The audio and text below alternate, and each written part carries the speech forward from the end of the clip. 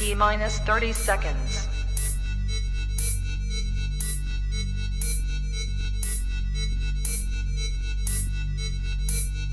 T minus 20 seconds.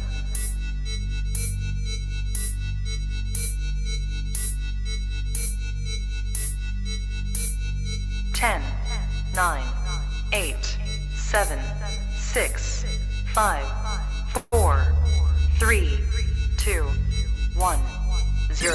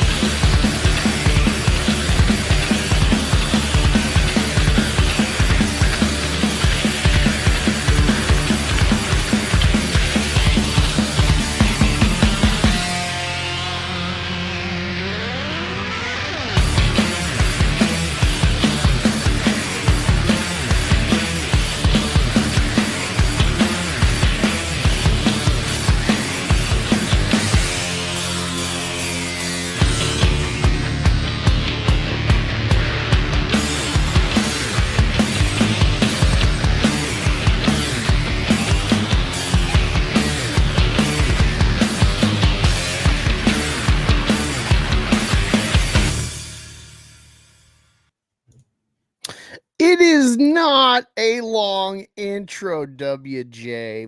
Fuck you. Go watch EVS Trashcast and then get back to me about long intros. You gotta look in the comments, like, all right, when is the skip? 15 minutes in? Fuck me. Oh man, we just saw a movie, huh? We just saw a I wish I had like a Blue's Clues clue book or something. We just saw a movie. We just saw a movie. And hey, it was trash. It qualifies as a movie, I think. Yeah. Oh, that was crazy. Let me say howdy to our favorite undersea peanuts, Papa Cotton. And he's just had his thumbs up. And then we got Summer Swan, Winter Raven. Hello, says Leighton Gay or Leighton By, as it were. I was literally going to type that in the chat as soon as she did. I was literally like about to type that in. Like, we're Leighton Gay.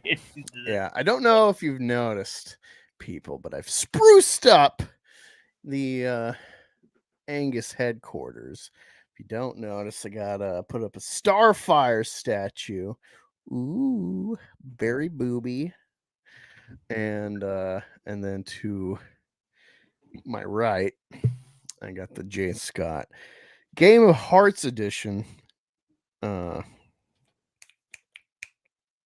Alice in Wonderland. There we go. But yeah, fun times. Where? How do I get out of this? Oh, I gotta go to the full screen. I was like, how do I get out of the solo layout? What's up, Papa Cotton, my friend? We got WJ saying Fukin Wingard. Of course, he turns gold into lead. Well, it's complicated because everyone. Okay, here's my thing. I refuse to watch Godzilla -1 because it's dipping into Godzilla 54, the original Godzilla. That is, a aesthetic, a spiritual. Like, this is the essence of Japan art in the Western sphere. Post World War II. It's about 10 years after the bomb. It's them exercising artistically their frustration, their agony with the bomb via a kaiju as a metaphor. And when you dip into that 60, 70 years later to sell a new sequel, prequel crap, I refuse to watch because I'm like, I just feel like something's wrong. I feel like this is disgusting. This is icky. I don't care how good it is. It's not about the quality of the film. It's about the whole point of it. I refuse to watch it. And so I think you have to go completely opposite. And I think this movie does that, and it's dumb, and it's fine. I think they've leaned into like, I think this is very aware of Transformers with relying on the audience needing a main character to follow the stupid robots punching each other. And this movie's like, we'll use them to tell you the plot because these creatures can't talk. But otherwise, we're going to keep them on screen as little as possible and let you see giant monkeys fighting other monkeys in a subterranean zone and Godzilla becoming trans. We didn't see any monkey throw huge poop at each other. But let me share this is my out of the theater Twitter reaction. This is fresh, like 5 minutes out of the theater. Here we go.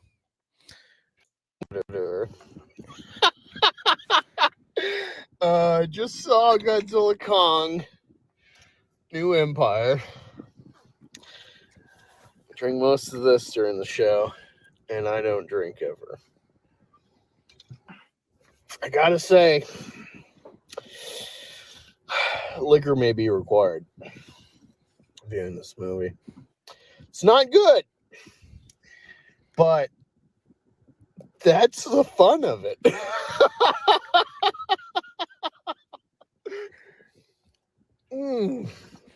Oh man, Fireball is the perfect drink to watch tranny Godzilla. I tell you what. Now, did you that because I went in sober? Yay! Well, I went in sober and got progressively more drunk through the night. What's funny is I feel like there was a talk of Godzilla's trans and people were triggered. Let me see if this is a thing or not. Let me see. Godzilla Ryan Cannell. He would be our go-to source for trans Godzilla. Let me see. And I see a bunch of let me see. Let me try this. Trans Godzilla. I would have assumed he would jump on that. Maybe. I don't know how much of I don't know how much of a Godzilla person he is, so.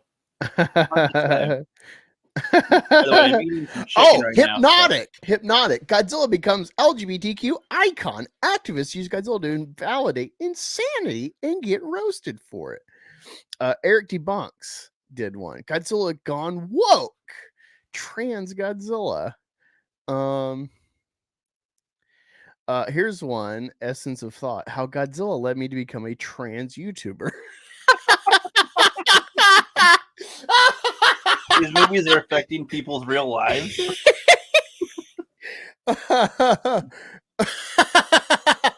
This one guy's got a video. He's doing this. And this guy Godzilla Empire video picture, and it says "so dumb." ... And he's just like That's going to my watch later.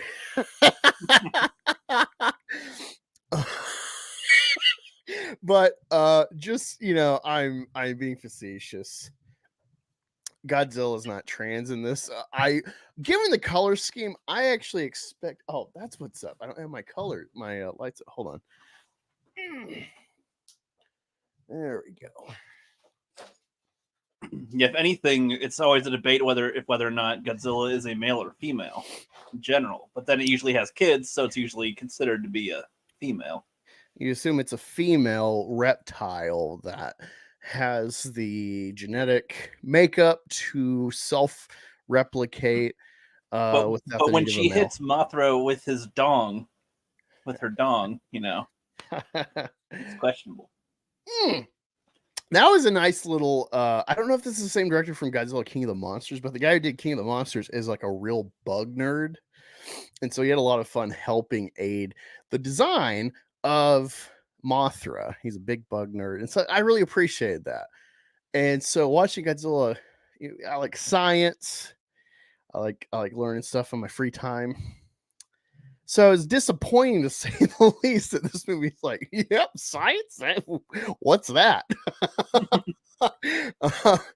Also, I don't know if you thought about it, but I was wondering, like, is this a trans? That one like lady at the Monarch lair. I don't know. It just stick out. Like, I was like, what is that? Is that just an ugly broad, or is that a trans? I assume it's just an ugly broad, honestly, but I don't know. But yeah, it was not. Yeah, Godzilla. The reason it's pink, just like with Kong's metal arm, this is a Super Saiyan essentially happening. This is an evolution of like power scaling. Godzilla is normally blue, subnuclear or whatever. His little pussy little breath. His little wussy shit. But yes. That was not enough. It was souping up. Godzilla was souping up. Because again, he's king of the monsters. So I think they've gone like with thinking about all this, like I think they very much layered him to be a bro. He's a guy. He could still be reptile trans replication wise, but I don't think they're ever really going to go. It could be a woman king, but yeah, it's King of the Monsters. Well, yeah, with King Valkyrie, I guess that could be an angle. But yeah, it's King of the Monsters. They don't stray from that.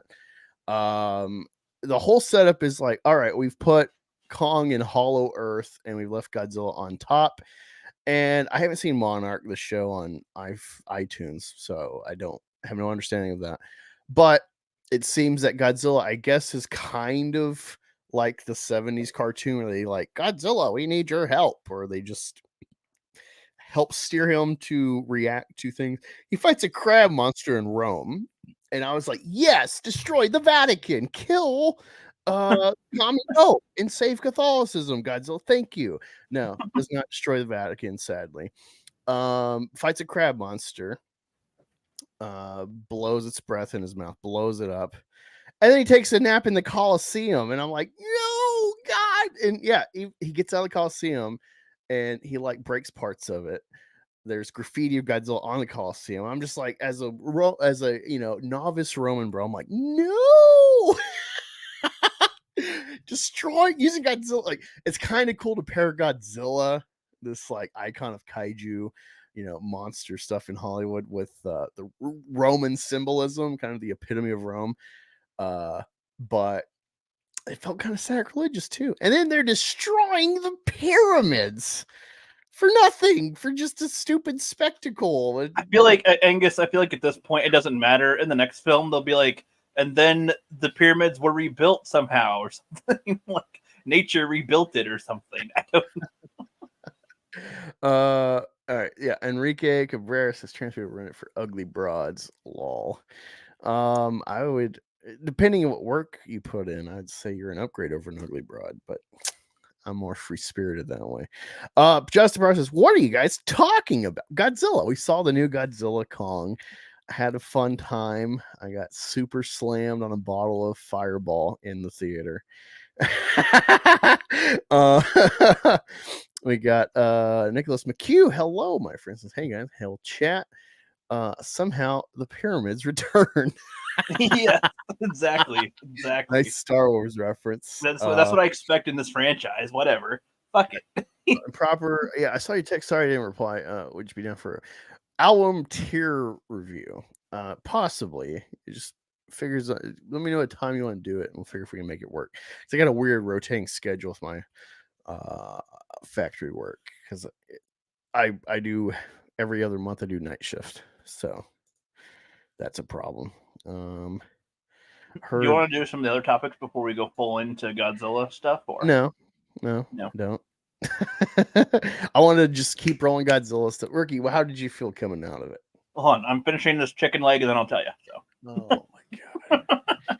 I just got home from it, so I'm eating now. Or they got a bunch of slaves rebuilding pyramids in the next one. Whoa! Yikes! Someone's white in this chat. I think in the next Godzilla Kong movie, they're gonna make giant Pokeballs and start catching other monsters and having battles between other apes with Pokemon battles catching. So creatures. I very much prefer this over.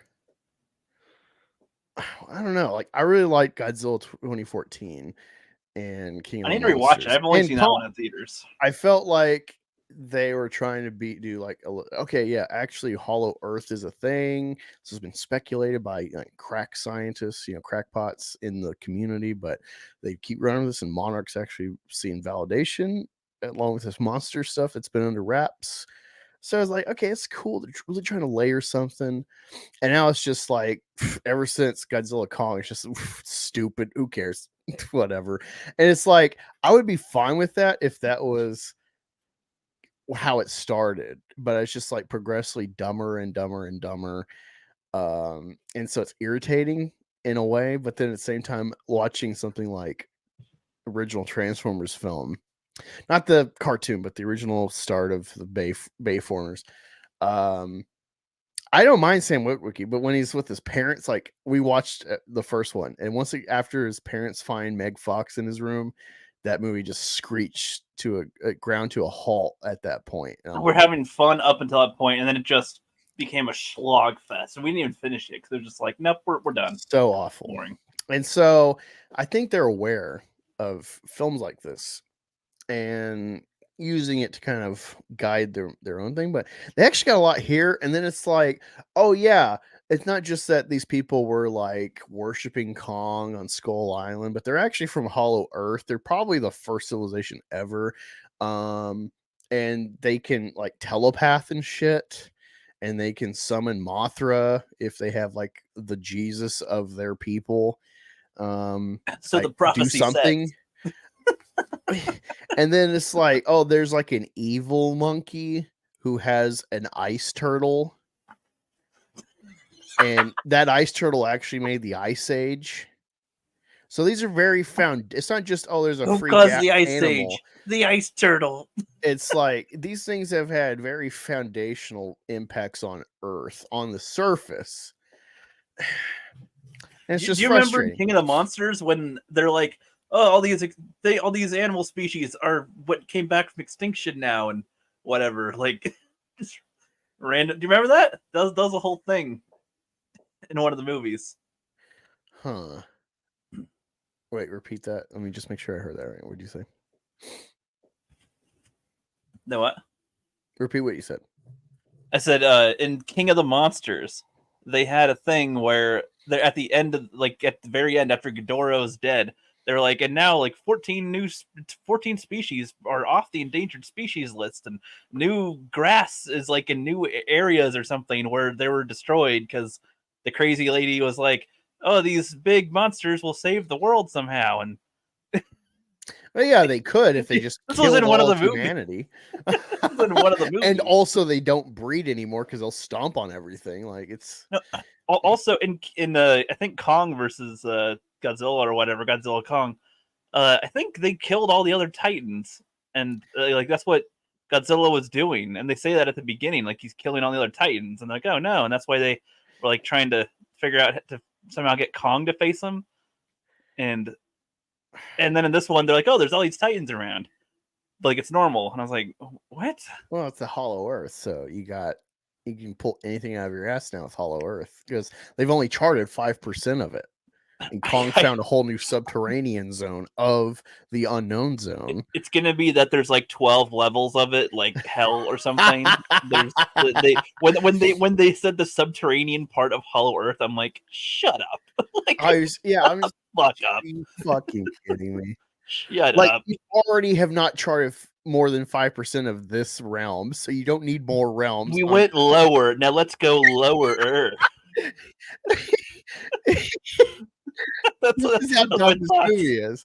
Oh, if you loved the fat black guy from the last one, he's in it. He has a pretty big part in this movie. I don't remember him from the last movie. I was like, have any of these characters been in the last film? He went with Millie Bobby Brown in the train tunnel from Florida to China.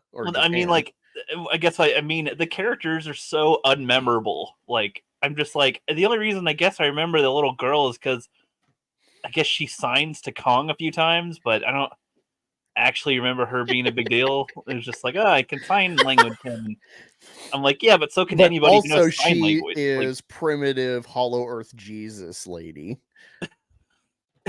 And they can all communicate telepathically.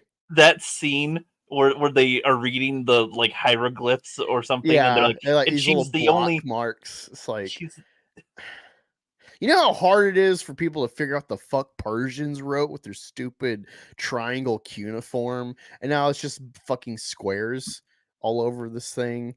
And another thing that irritated me, like I really love the soundtracks that you're pulling, like old movies, old music I love. Like randomly, I Was Made for Loving You by Kiss is in the film, but it's like there's no like love moment in this to pair the sentiment of the song. No. It's just a cool Kiss song, arguably their biggest song ever. But it's like this doesn't fit like the theme at all. But it's like, okay, it's cool. But then they did like Twilight Zone by Golden Earring, and that fixed it. Like when they were taking our crew through the portal into Hollow. So like that was fine. But it's like a mixed bag with the like use of a cool soundtrack. And that soundtrack also made me think like, yeah, thank you for playing old music because new music sucks. I like it, but then it's like that made me start thinking about like how devoid of meaning our generation is. What impact we're making big, giant, stupid fucking blockbusters. Something like I think Infinity War and Endgame will last forever, just like Empire Strikes Back or something. But generally, we're just making dog shit now.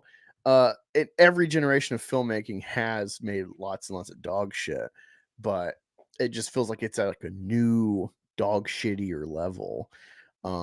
Yeah. And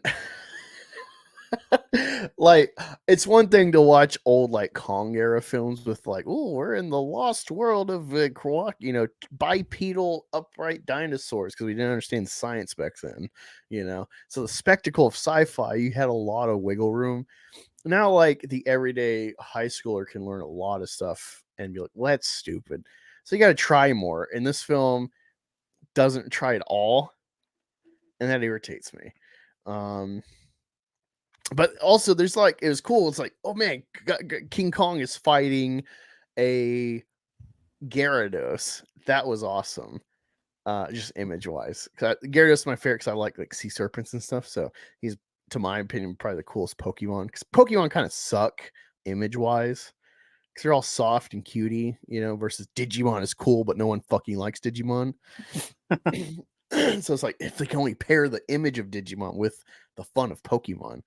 That was cool. They got this stupid guy, like they got this little golem ape that I was confused. Ricky, are all these apes that he find, are these supposed to be like his people? Are they supposed to be other Kongs?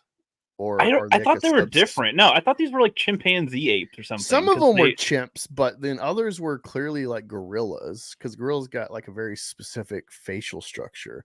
And like little Kong, that was clearly like an orange Kong or gorilla. It might be a subspecies, but like that's just there's no clarity. Yeah, but that's what's funny. I don't know if they did that intentionally or just like, I don't know, have random ones in here, even if it doesn't make any sense. Fuck it. It's like we have vortexes in Hollow Earth and we're on the sub level. Who cares? Like it's like okay. But I feel like you could still do something there. I don't know. I guess the Scar Giver ape or whatever is like really old and really old, I guess. Yeah, he's got to be really old. I'm not sure how they do that exactly. What the aging is on the big boys. I know that Kong is supposed to be like 70 or 80 years old now or something, but I don't know. What'd you think of him having a dentist fix his broken tooth? Because I was like, all right, cool, you're gonna pull a Brad tooth, but then it's like, we just have a giant metal tooth ready to. I guess to me, I thought that was going to be implemented more significantly in some way, like because of the toothache, he came onto the surface, and then I don't know, but or the material they used to make the tooth or something. They didn't really do anything with that. It was just kind of, hey, we fixed his tooth. All right. It was to get the vet. It felt like it was their way to get that one guy there, the vet. Yeah, and the vet that has a love history with the doctor lady.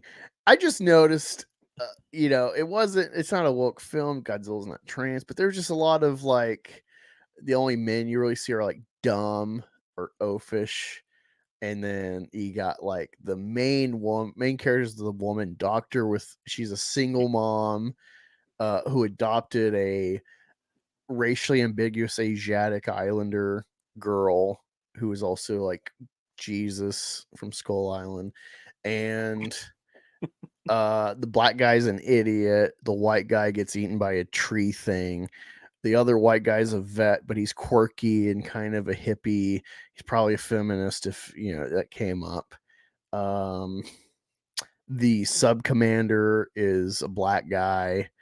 It's just like there's a lot of like woke image wise. I noticed this like leader of the Monarch spot that we're watching is like this. I don't know if it's a woman or if it's a trans because it has a weird voice. But either way, it's kind of ugly, femme-bodied thing. Yeah. Just there's a lot of like that stuck out. It's not a woke movie, I would say, but it just that the wokeness has seeped in the aesthetics. I guess I'd say in the fact like in how much they lack other things that could have added to it in some way. Like in a way, there doesn't need to be romance in it, but I mean, a man and a woman actually having some type of chemistry in some way, shape, or form. Oh yeah, like the vet and her become like. I was like, they're nothing. What do you mean? They don't become anything. How much do they even speak to each other? He talks more to the black guy. Like, well, of course. The black guy's like, I'm gonna kiss you. Yeah, that's a weird thing too. So the black guy is like a conspiracy theorist. He runs this like conspiracy podcast, and I guess people only watch him thinking that like he's like to troll him. Does he have an insurance agency? Is that what he was I don't doing? know. I think that's his sponsor, some crackpot insurance company for like Titan damage. It's like this is the only company that will insure your stuff from Titan damage. And it's just like I guess that's funny for this world where that's a reality. But I feel like if you got Godzilla marching in Rome and jeopardizing the commie Pope Francis, like I think insurance would start covering kaiju incidents. Like it's not It'd be a way of wacky. life. It'd be It's as like common as a Godzilla tree, attacked. the Godzilla flooding. made a tidal wave in Hawaii when we first met him in 2014. He's come to San Francisco and fought a Muto. He went to Boston with Mothra and killed King Ghidorah. He popped up in Florida before that. He fought Mechagodzilla with King Kong in Japan. So it's not like it's a secret anymore. Well, and they imply that in He's between sleeping the movies, in the Coliseum. Godzilla they- sleeps in the Coliseum. they imply that in the movie, in between the movies, there's lots of kaiju that appear, titans and stuff, and so it's like they might as well be as common as a tree falling on your car. Ah, man, a kaiju fucked up my car today, and it's like, oh, we got that. Was it a crab? How many legs did it have? That's important for the insurance policy specifically. Yeah, it's just Something like, what like do you? I don't get the angle with this because, like, how do you run a conspiracy? It'd be one thing if he was running a conspiracy podcast, where it's like only the San Francisco event happened, only a few people knew about like Skull Island and the operations going on there. But now, multiple cities being Do they have visited. safe zones in cities because there's commonly kaiju and titans and shit that attack? I guess didn't pick up on that, but I would assume, yeah. Like, no, in King of the Monsters, I thought there was one. They were like, oh yeah, we got like our safe zones because they're like.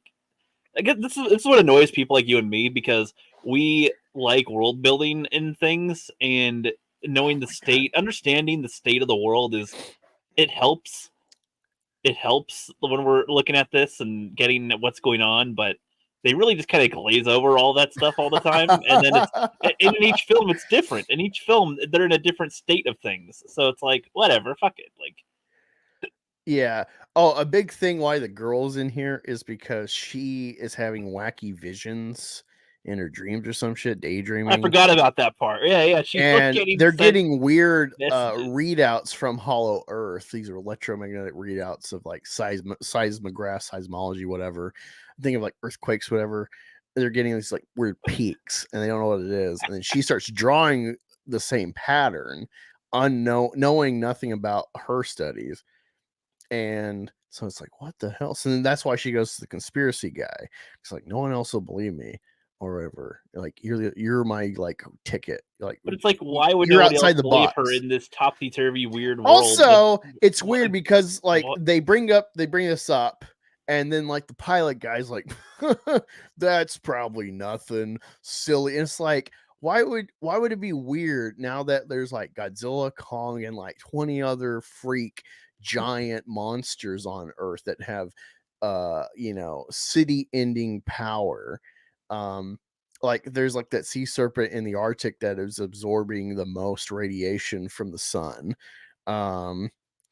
So why would it be weird to like, hey, I don't understand these spikes, you should check it out? He's like, it's probably nothing. Well, not only that, Angus, remember in the last film they thought there was a core to the Earth prior to the last film, and in the last film they discovered that nope, there's a giant fucking other world vortex thing underneath, not the core of the planet apparently. Oh well, the laws of physics seem to change often in this world, so it's like I don't know how definitively I'd talk about it. I'd be like, you know what, anything can happen if suddenly left is right. There's I a guess whole that's the case. I don't know. subterranean ecosystem, just like the surface of the Earth, underneath the surface. But not even that, because the gravity's so weird. The sky is the land of the other part that you can gravity jump from and be upside down, and so it's like lots of physics don't really.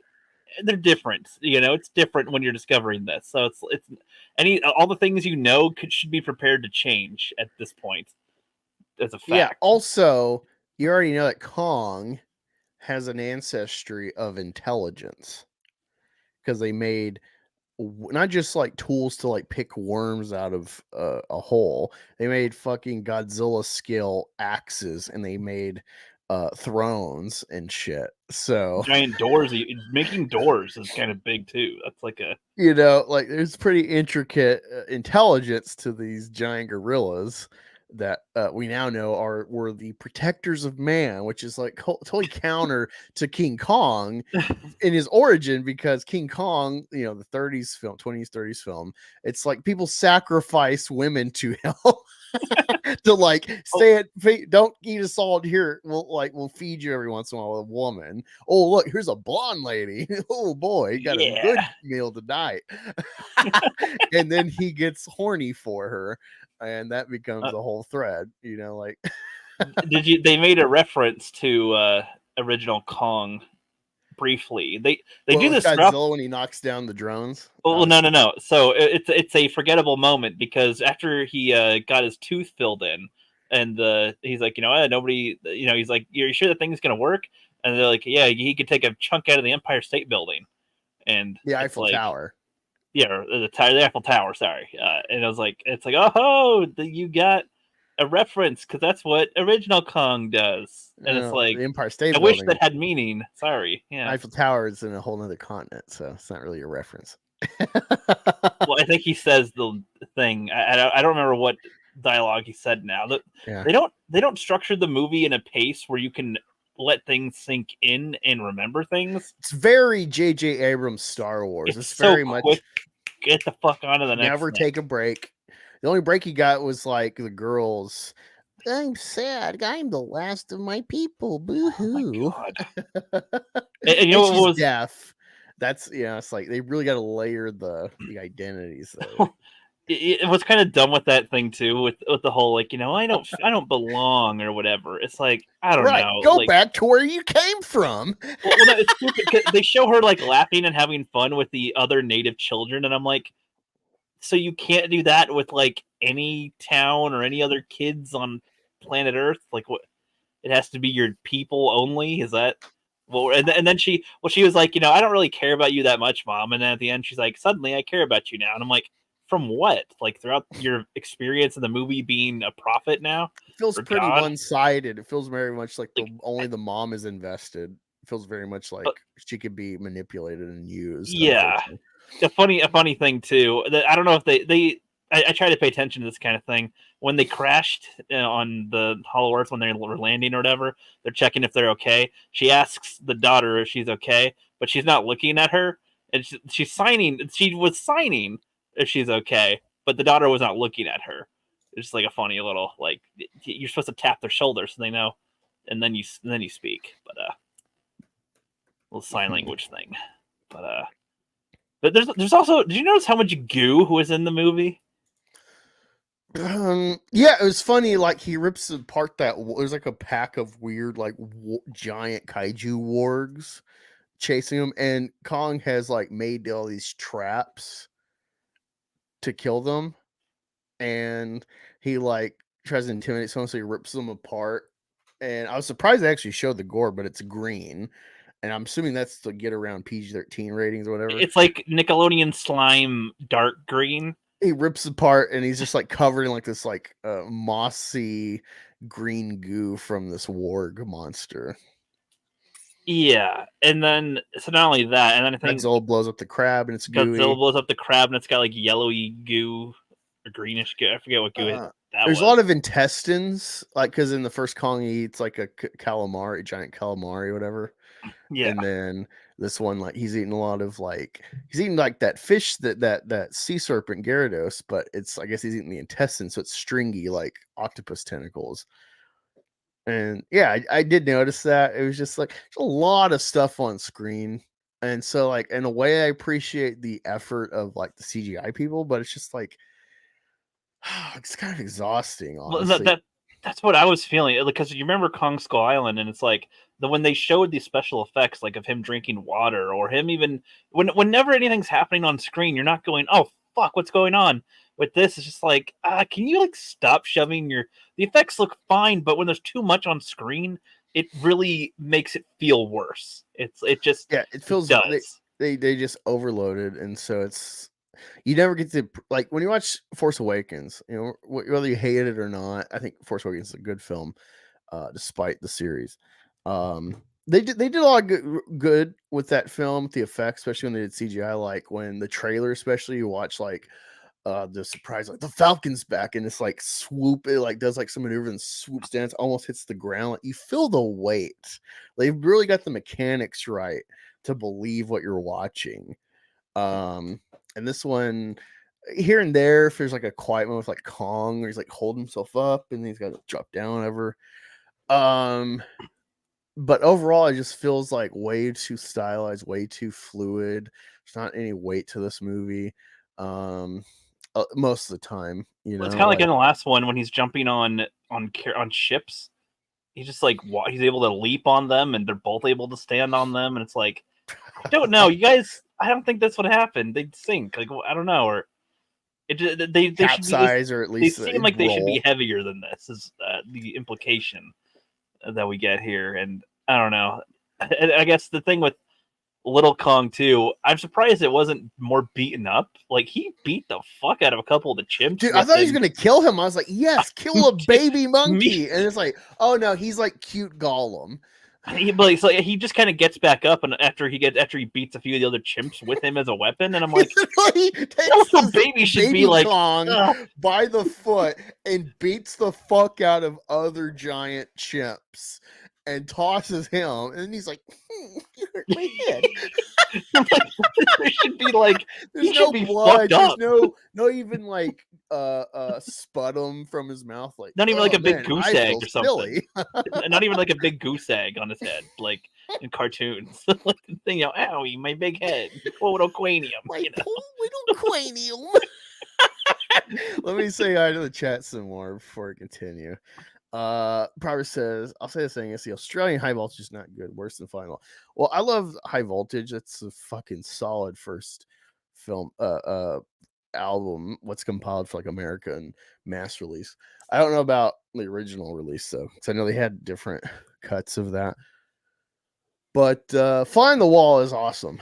Fly on the Wall is very underrated. Unfortunately, I think the familiarity they see at that point in music, on top of the wacko Christians doing record burnings in different cities protesting, I think that those two things paired do not allow people to appreciate Fly on the Wall. Also, they recorded that with trying to go back to the basics. They got a little too stylized, a little too clean with Mutt Lange, and so they're trying to go back to like natural recording like they used to do. So that is the overall what you should understand about Fly on the Wall. And they went back to that again with Ball Breaker, which is very obvious. They went back to that classic like warehouse recording, which is funny to say warehouse today because of Eric, but they need to do a Enrique Cabrera says they need to do a King of the Monsters versus Gundam crossover. You mean Pacific Rim? No, thank you. Yeah, I feel like they're just really ripping off Pacific Rim now that I think about it. But there's no human robots, so. Which is surprising because they seem to have the technology for they have tech where it's like, Godzilla. Oh, we were testing this thing and they shut us down. And it's like, oh, luckily we have a robot hand to put on Kong's frostbitten hand because he got attacked by the ice turtle. They bring it on randomly, and I'm like, oh, and I thought they kind of pussied out a little. I guess I thought that when he got his hand frozen, that it was going to get broken off, and he was going to have to like. I was waiting for it to get necrotic and rotting, and he's like, ugh, or he can't use it. But it's like, ow, and then it's like, oh, now I got this metal hand over it. It's totally fine. You could have made a parallel with his tooth before. Like if you knocked your tooth out or something yourself, you would have been fine. Not to deal with the pain as long. Yeah, it's an incisor. So then with this, it's like, okay, I'm feeling the pain from my rotting arm. Now I should just rip it off. Gotcha. I don't know what you mean when it's like it's rare. I hope you're not trolling, but Godzilla's spine glows blue when he powers up. In this one, it glows pink. Yeah, it's because. Oh, so explain that. There is Tetamat, something like that. There's a kaiju in the Arctic. It's a sea serpent that's pink, and it's absorbing the most radiation. So Godzilla goes in like France. He goes from Rome to like France and absorbs like a nuclear reactor. And he's not done yet. And so he goes to the Arctic and the sub's following him. And he goes to fight Tetamat, something like that. And nukes it. And now he's like resting in its layer, absorbing more radiation from the sun. And that's when he becomes pink from taking over that layer. And so, yeah, the pink was not a trans thing at all. It was just a Super Saiyan level for Godzilla. Yep. Which I'm fine. I think Godzilla looks cool pink. I was hoping actually they would go Godzilla 98 and be like, actually, he's a she. I'm actually convinced now that their gimmick will be having him have different colors that he can switch from. Here's dude. green, here's red, here's blue. I was getting really yellow. annoyed with the aesthetics. Like, I love neon glowing shit. I love Tron Legacy. I love the use of like neon cool colors and stuff. But man, they really just like, oh, well, it's glowing, so that means it's special. And I'm like, God, there's just so fucking much of it. The whole fucking movie, it was annoying. When I'm like, everything's you're glowing, ruining the nothing value is. of the glow. Yeah, when everything's glowing, nothing is. It's bland when it's too much. It's like, oh, Mothra makes these weird bio layers to, like, I guess hide the people in their special pyramid spot. What the fuck? Like, There's so many things in the world. Seriously, I'm just like, I don't know what would surprise me anymore, honestly, in a Godzilla Kong thing. Anything could happen at all. Why not? Fuck it. dead monster courses bringing back nature. It's called fertilizer. Regular dead animals already do that. Nothing special. Hollywood writers don't understand farming. Godzilla versus Dante. Yeah, I definitely know. I don't know if you noticed when Kong first met like the Scar place, and then he's got like, they never explain what the fuck these monkeys are doing. It's like, it reminded me of War of the Planet of the Apes, where the humans are making them fortify the place, and it's like a gulag. It's like Auschwitz. Right, but there was a purpose for that, and War of the Planet of the Apes, of course, trying to prepare for an enemy force that's going to attack them. No, you're right. Actually, I have no idea. They were just. I think it was just they have to look like they're oppressed, so have them like move rocks around. I was very much thinking about Mr. Glass in the Unbreakable trilogy, how he talks about like villains where you have to like have some sort of exaggerated features. There's always something that keys off who the bad guy is aesthetically in comics, generally speaking, through history. There's always usually like bigger eyes, weird faces, elongated deformities, body features, deformities. It's always something, and color it's like palette of some kind. Scars, like he's more or less like kind of like a chimp with like orangutan dimensions. For his like arms and stuff, a little bit more long. He's got like a stupid whip that somehow he has a mind control crystal of the ice turtle. What the hell? Like, I don't know. Honestly, when they describe all these things, I'm like, I don't know what the point is. Why are you doing this? Like, the little girl throws up some gang signs that Kong and the monkey understands it. It's a reference to American urban culture. Wow. Yo. Good one. I like it. I saw that earlier. I was waiting for you to get to that. Jamie says none of the Pokemon are fuckable. There's a meme I have on my phone from like a 4chan post where it's like it's talking about the science of like how Vaporeon would be the most fuckable Pokemon because it's water based, and so it's already got natural lubrication, etc. I just love how scientific that post was. Like, this guy really thought he was like enlightening you, and it's like, man, you're okay. You really want to fuck Pokemon? Like, okay. Like, I could see Hollywood like going, and you want us to like make our movies based on what that guy wants? It's like, no, okay, I get why you're hesitant to listen to fans sometimes. Yeah, having watched Misery, never grown up to watching it recently, I'm like, yeah, I kind of agree with Stephen King. Like, fuck fans. It was cringe. The new Kongs are wearing backward hats and medallions on their chains. This was a bit much. That's gonna be in the next one, man. He's a whole hood now. He can modernize. If she's not married, why did she adopt a kid? She couldn't get one on her own to neglect. That's actually kind of a good point, because I assume she's always working on her Kong crap. So it's like, all right, like how much time do you have to? Honestly, what was the point of her even having the kid? Why did she take the kid? Like, I don't get why. Well, you need her to take the kid, so then the kid is in the next movie to be the Jesus. She took the kid down to the Hollow Earth thing, and it's like, God, really? There's no one ship? You sent one ship? Are you out of ships to send? Like, they had a whole operation down there. You'd think there'd be quite a bit of transportation systems or couple. It looked like a small convoy you send. Yeah, it's funny. I'm way behind. I'm like a month or two behind making this video. I got to finish editing it, but I did a Justice League versus Kong versus Godzilla 1 through 3, because I read them. I'm like, when I first heard about it, I'm like, this is a stupid fucking idea. Superman would just fly through their mouth and kill them, if he needed to. And they're not people, so he can totally kill them. There's no moral qualms here. But I think Godzilla like actually like nukes them. And Lex Luthor and Legion of Doom somehow, because of the Toy Master, I think's his name, get poofed into Godzilla and Kong's realm. So like that's how they pop up in different spots. All these kaiju, and so different teams of superheroes have to deal with them. Batman has to take on a bat with the Black Canary, the Bat family, and Cyborg. It's a super bat. It was kind of on the nose, but it's like, this is cool. Batman's having to take out a bat. And so, because he knows about bats, he utilizes Cyborg to make essentially a loudspeaker to, like, I don't know, somehow incapacitate with Black Canary's voice. Like, it's kind of funny if he has all these skills, but he doesn't understand bats actually very well. He's like, I have a batarang and bat things, but I don't actually know a bat. Like, Batman's gonna help out Kong and Godzilla in the next film probably somehow. Like, yeah, why not?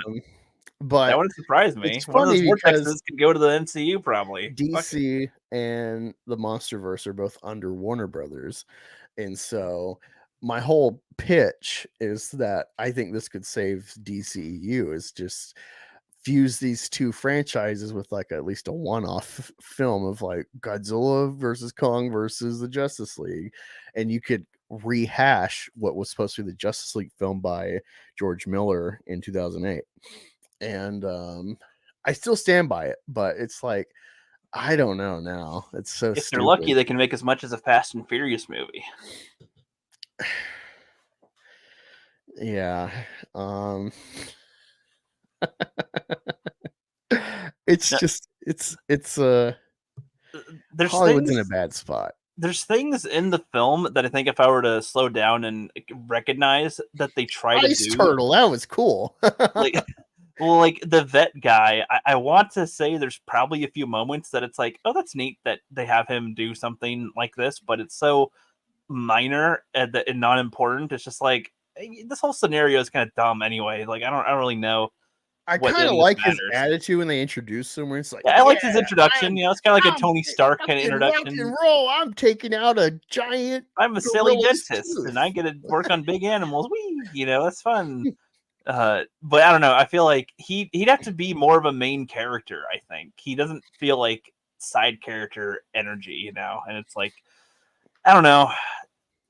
Like, is Kong the protagonist? Is Kong the protagonist really of the? They really sidelined Godzilla in this, honestly. Because like, Godzilla's just refueling up real quick. The whole movie is just refueling pretty much. And it's like he senses Scar. That's really it.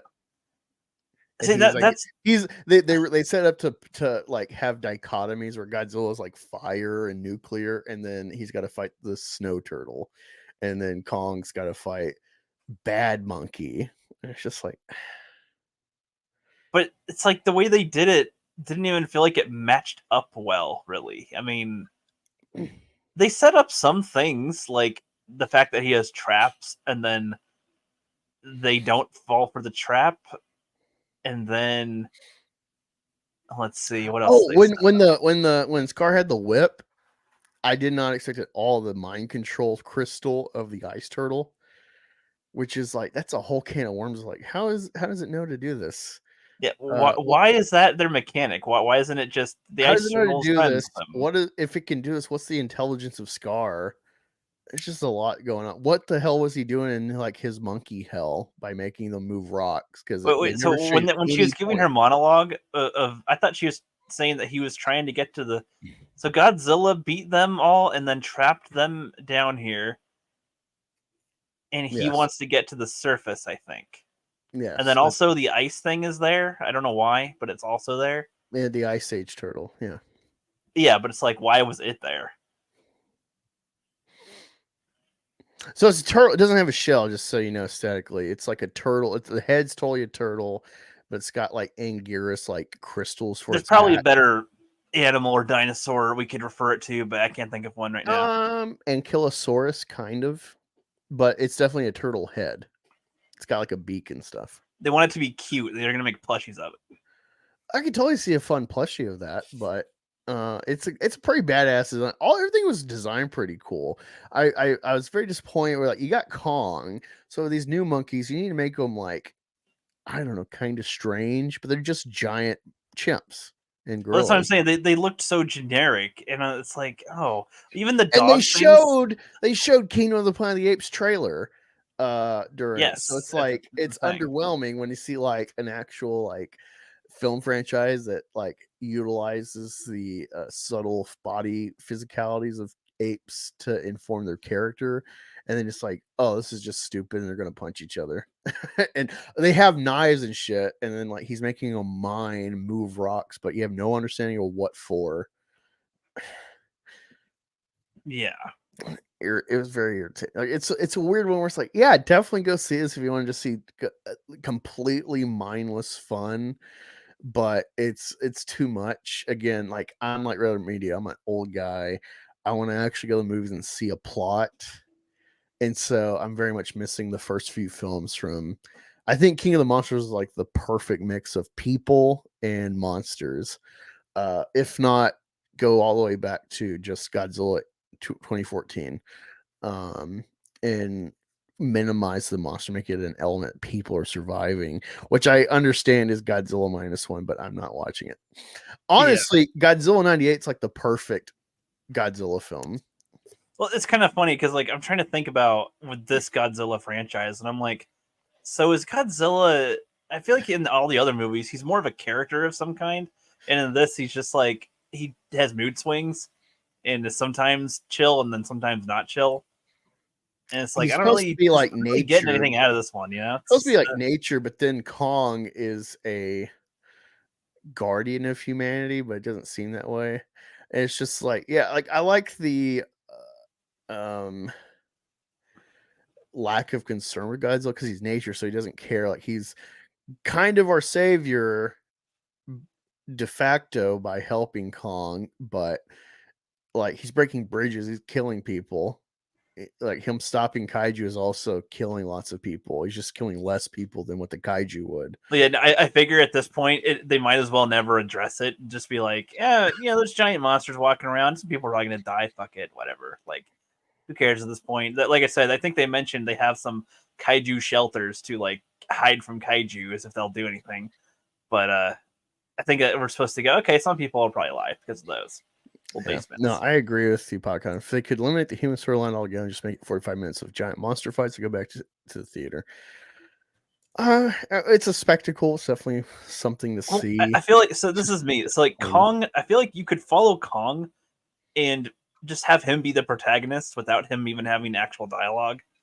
And I feel like you could get enough out of it because he's an ape and that he can express enough, he can forge enough, he has human enough emotions. You can have whatever he's trying to find his people and do whatever. You can have a story with him, and you don't need to have a bunch of people in it. You just have him navigating the big old. He was on Little Skull Island as the dominant force on that place. Now he's got all these other things to deal with. So it's like, so you watched a few episodes with me that show Primal from yeah, the Samurai Jack guy. yeah, The first something like that. start of the film, it felt very primal, where it's like they're Yes, utilizing I kind of like just physicality and action and no dialogue to inform you. Like I appreciate that. And then it's like, all right, how long can this run though? And it's like, oh, not very long.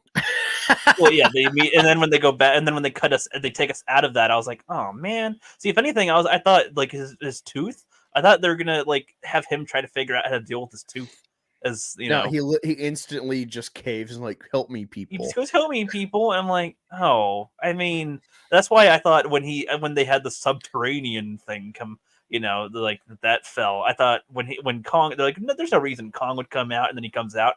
Oh shit! I thought the implication was he just got his ass beaten up by some giant Godzilla thing down there, and that it's gonna come up and challenge Godzilla or something. And I don't know. It's just kind of weird. I could definitely see if I were younger, this would be so fun. I would love it. It'd be fun. Yeah, fun now times. now you're seeing what I've But been like saying the I whole time can't. about King of the Monsters. I'm like, This this feels like is a kind of waste the of time for me now. perfect balance of story and events on screen. Now Yeah. you're starting to see what I mean, Rookie. A little bit. I mean, this does make me want to rewatch 2014 because I feel like that's a different universe at that point. Like, each of these new movies feel like they're in their own new franchise, pretty much, because the whole state of the world is always different, very different. Also, it's called New Empire. What is the Empire? I think the monkeys. I don't know. Like the monkeys were there, and I guess now Kong has an empire. I don't know. Is that what their Yeah, I'm implication? confused as hell of what the title New Empire. What is this? It might as well have been just Godzilla and Kong go subterranean. Yeah, the aesthetics are very much like Thor Ragnarok. It's shiny and new and got cool colors, and then it's just what the hell is this? And the subterranean land. Remember, they had text come on screen to tell you uncharted territory. No, I laughed my ass off. Too. I laughed because the start of it says somewhere in Hollow Earth, and I actually thought of Ice Song. Somewhere around there. I'm like, Eric July would love this. But I mean, when they go to subterranean land and he finds the little Kong, I was like, "There's nothing earlier cut." there's nothing visual about the subterranean land that's like different. So I was like, so they put the text on there because nobody would understand that we're like beneath Hollow Earth and also beneath the surface of Earth. You don't understand, Rookie. The Hollow Earth is hollow itself.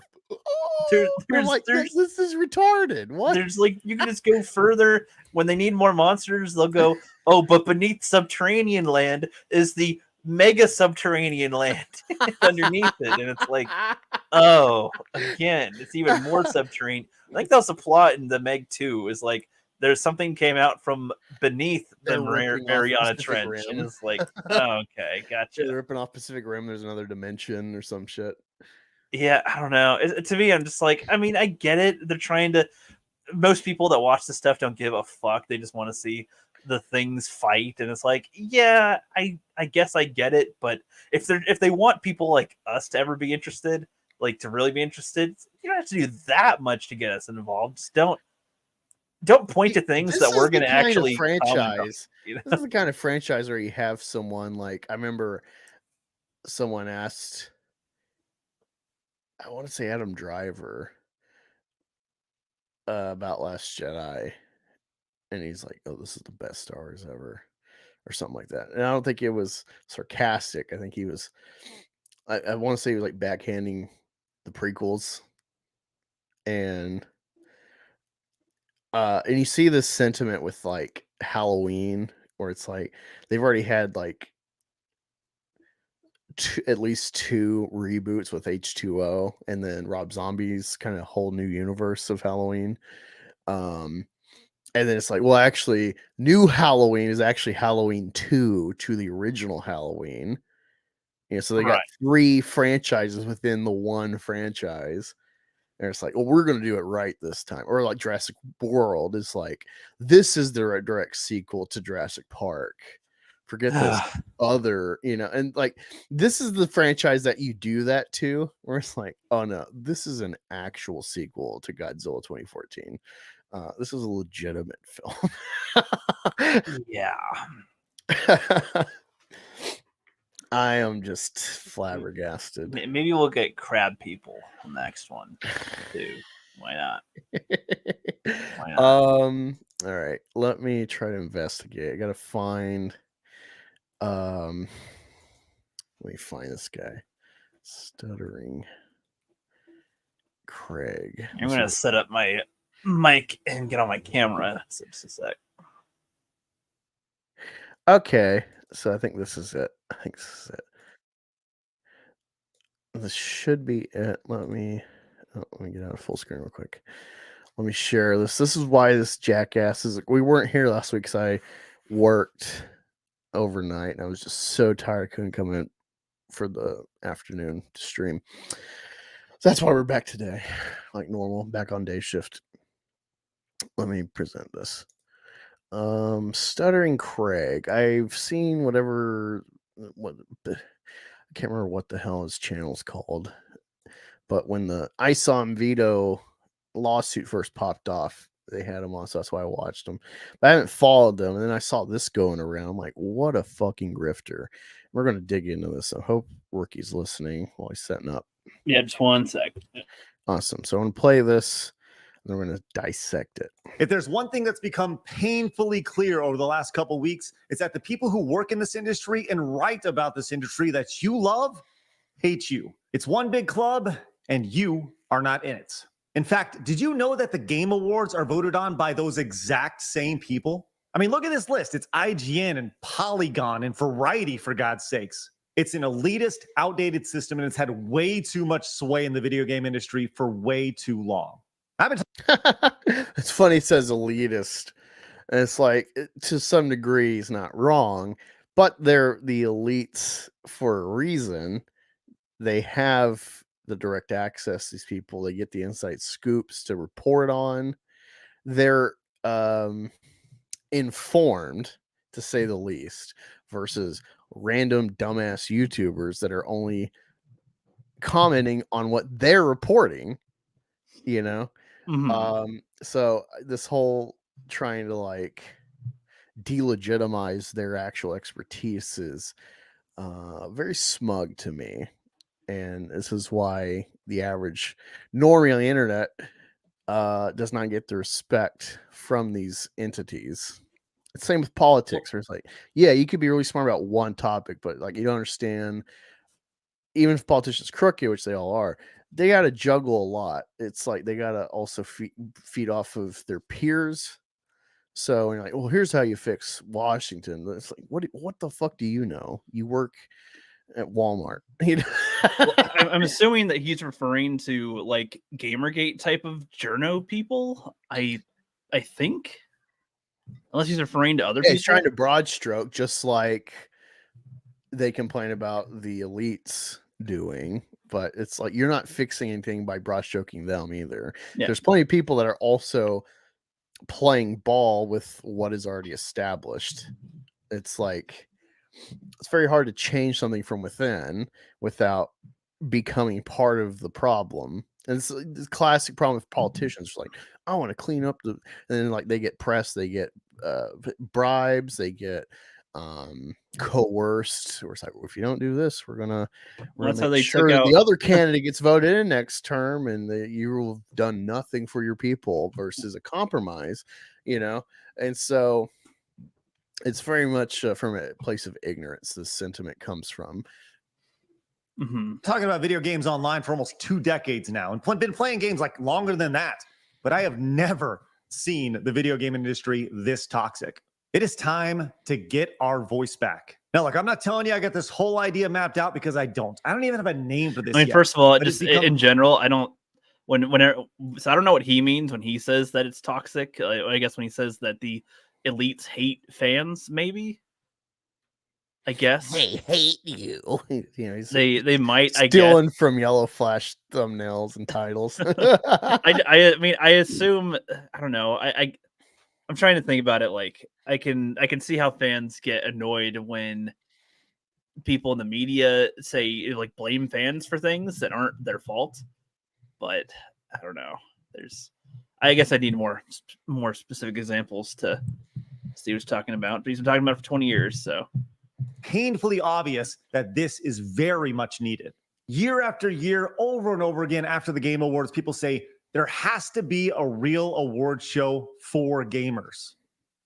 Why does there have to be an award show at all? It's my thoughts immediately. It's year after year, everybody says there's got to be a real game show for gamers. It's the same with the Oscars. Like I remember as a kid, my parents would be like, "Oh, they're always giving these dumb movies that no one sees the awards.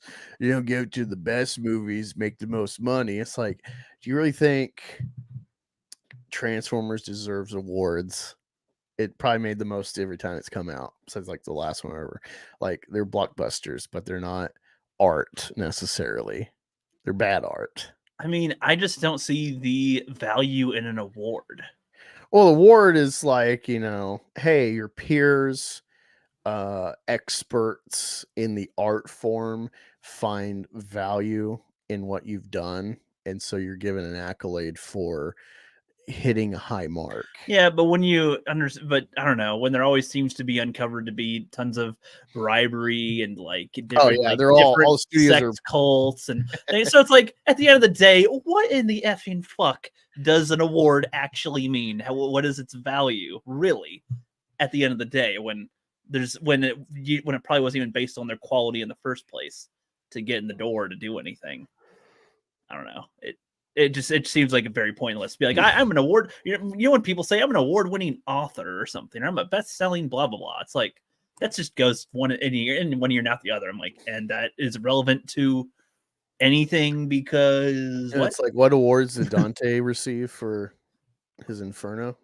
I no idea. I don't give a shit. It's a very foundational book. It's happened before any of these awards. And it's lasted for what, like 500 plus years in the consciousness of people. No one's getting credit for like the Greek myths that we keep going for over 3,000 years thus far. The Iliad and the Odyssey. Mhm. Like, yeah, I kind of get your point. Like, I mean, arguably through the whole history, this has always been a rigged game from people with money behind studios trying to like boost their products for a secondary purchase, of fans. Where it's like, oh, won the Oscar, I guess I gotta see it. It's like Rotten Tomatoes, like 100% on Rotten Tomatoes. It's a way to boost the value, and so this is why people pay money and bribe voters or whatever. But I still think intrinsically there's a value despite the bribes and whatnot that happen behind the scenes. It's like, something like Moonlight winning the Oscar that gets my attention to see this obscure piece of art. I'm like, wow, no wonder the left never talks about this movie. So it's like there is a value. It gets people talking about films that they wouldn't see.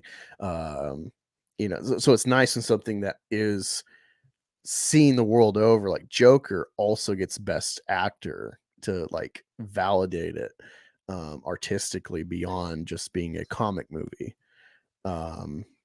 Heath Ledger got Best Supporting I guess it's just, to me, like, as you're saying this, I'm like, I didn't even know that happened, and I don't know. I'm trying to imagine, like, I guess if you're telling people about it, it's like, oh, this movie was so great. Well, why? Because it had Best Actor and it had Best blah blah blah and Best blah blah blah. And it's like, I don't know. That doesn't mean as much compared to what it actually is, because you could say that. Because DiCaprio has missed out, I think, 9 times before he actually got it. The first Suicide Squad movie got some type of an award. It got best, it's like makeup, I think. It's like I don't even know if that deserves that. Like, I think it got it because does it matter? Killer Croc.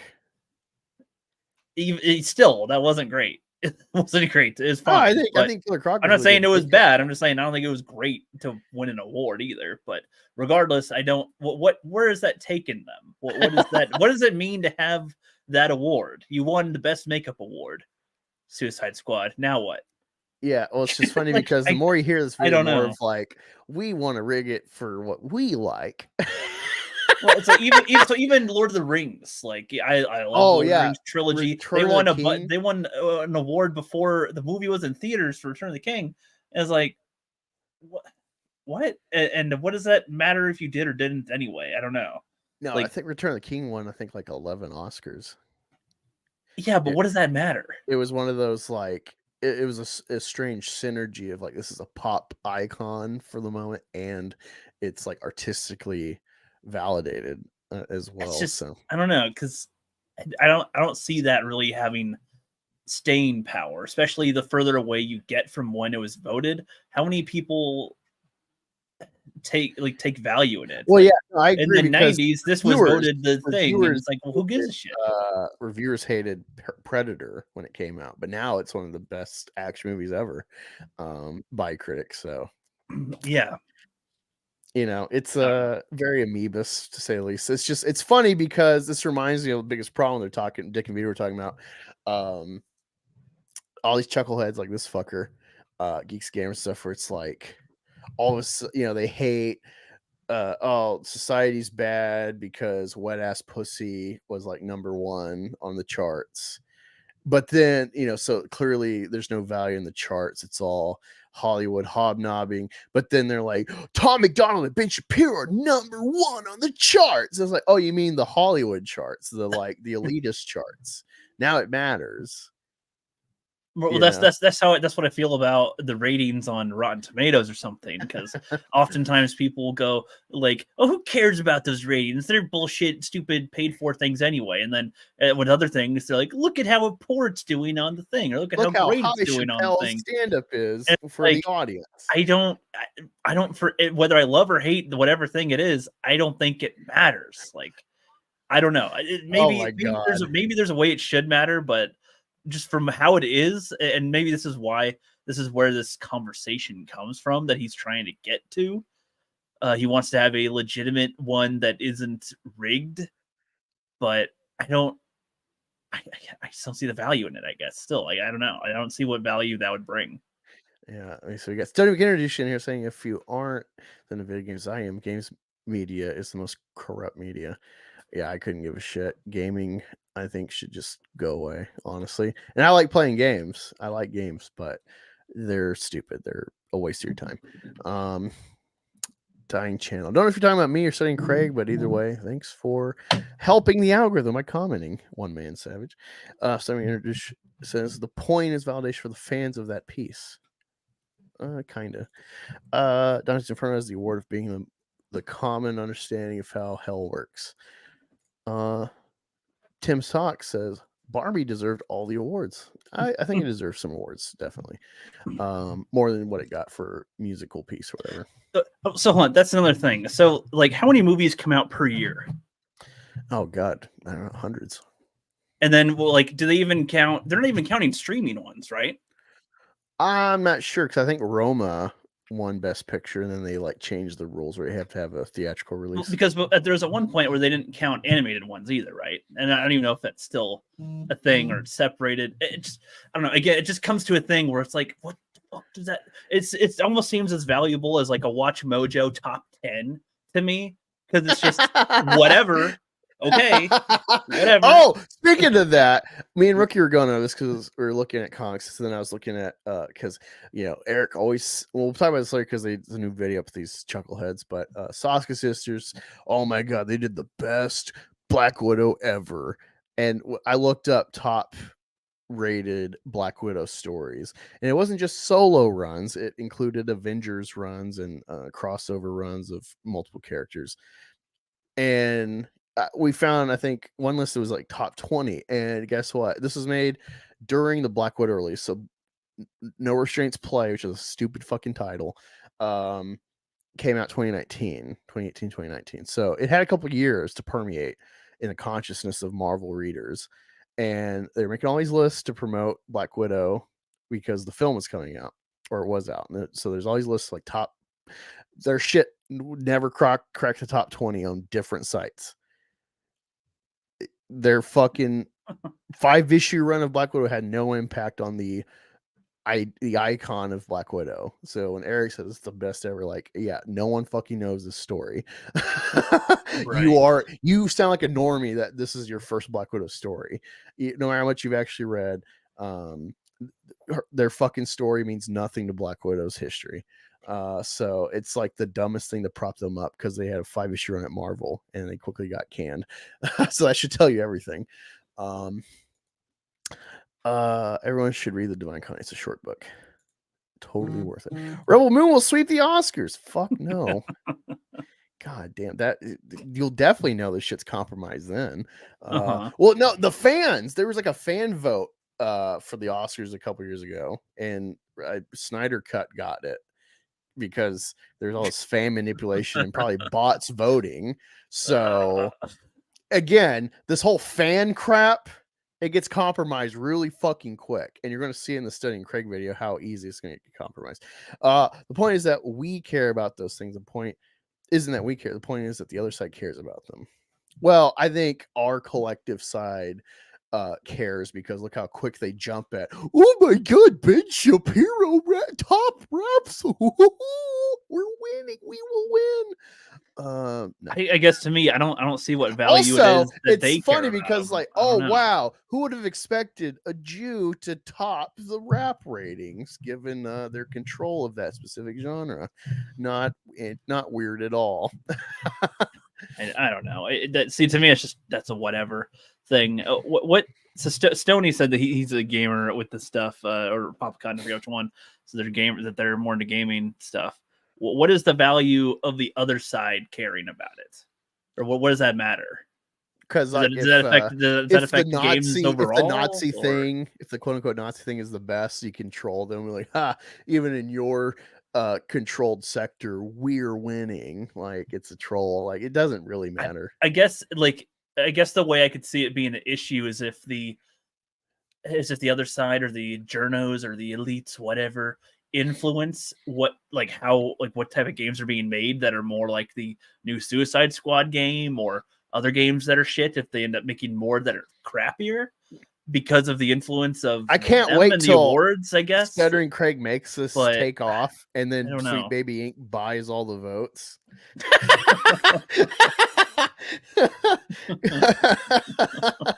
Well, should we continue the video for that, or finish reading? We got a couple people. We got new people in the chat. So. Right. I want to say hi. We got Ladonis saying hey. What's up, brother? Brother Fatty. Hell chat. Hell the Fatty's leaving a like for us. Thank you. Maybe honestly, I've never given a shit about award shows.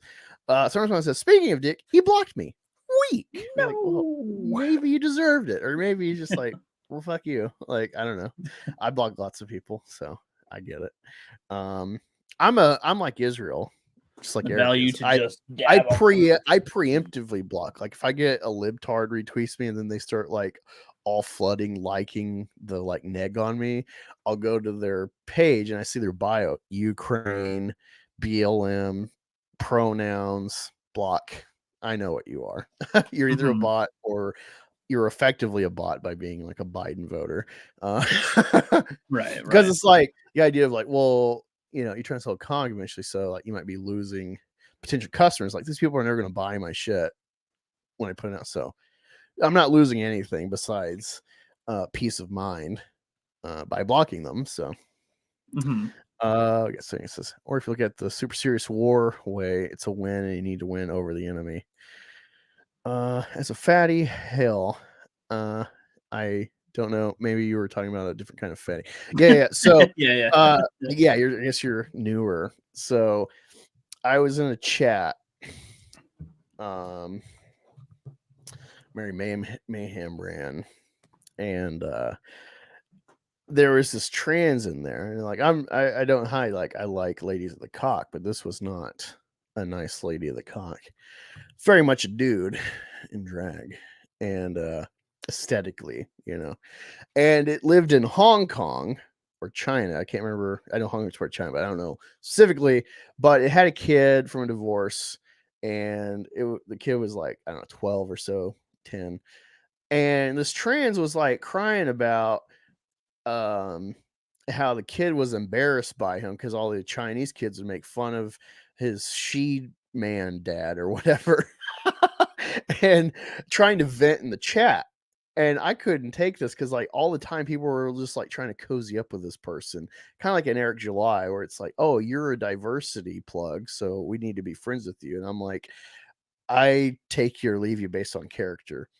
And so like seeing this and them trying to vent like, oh, can you leave my kid? Boo-hoo. And it's like, yeah, I don't know, man. You're in a totally another country, another culture. They don't play ball with this shit.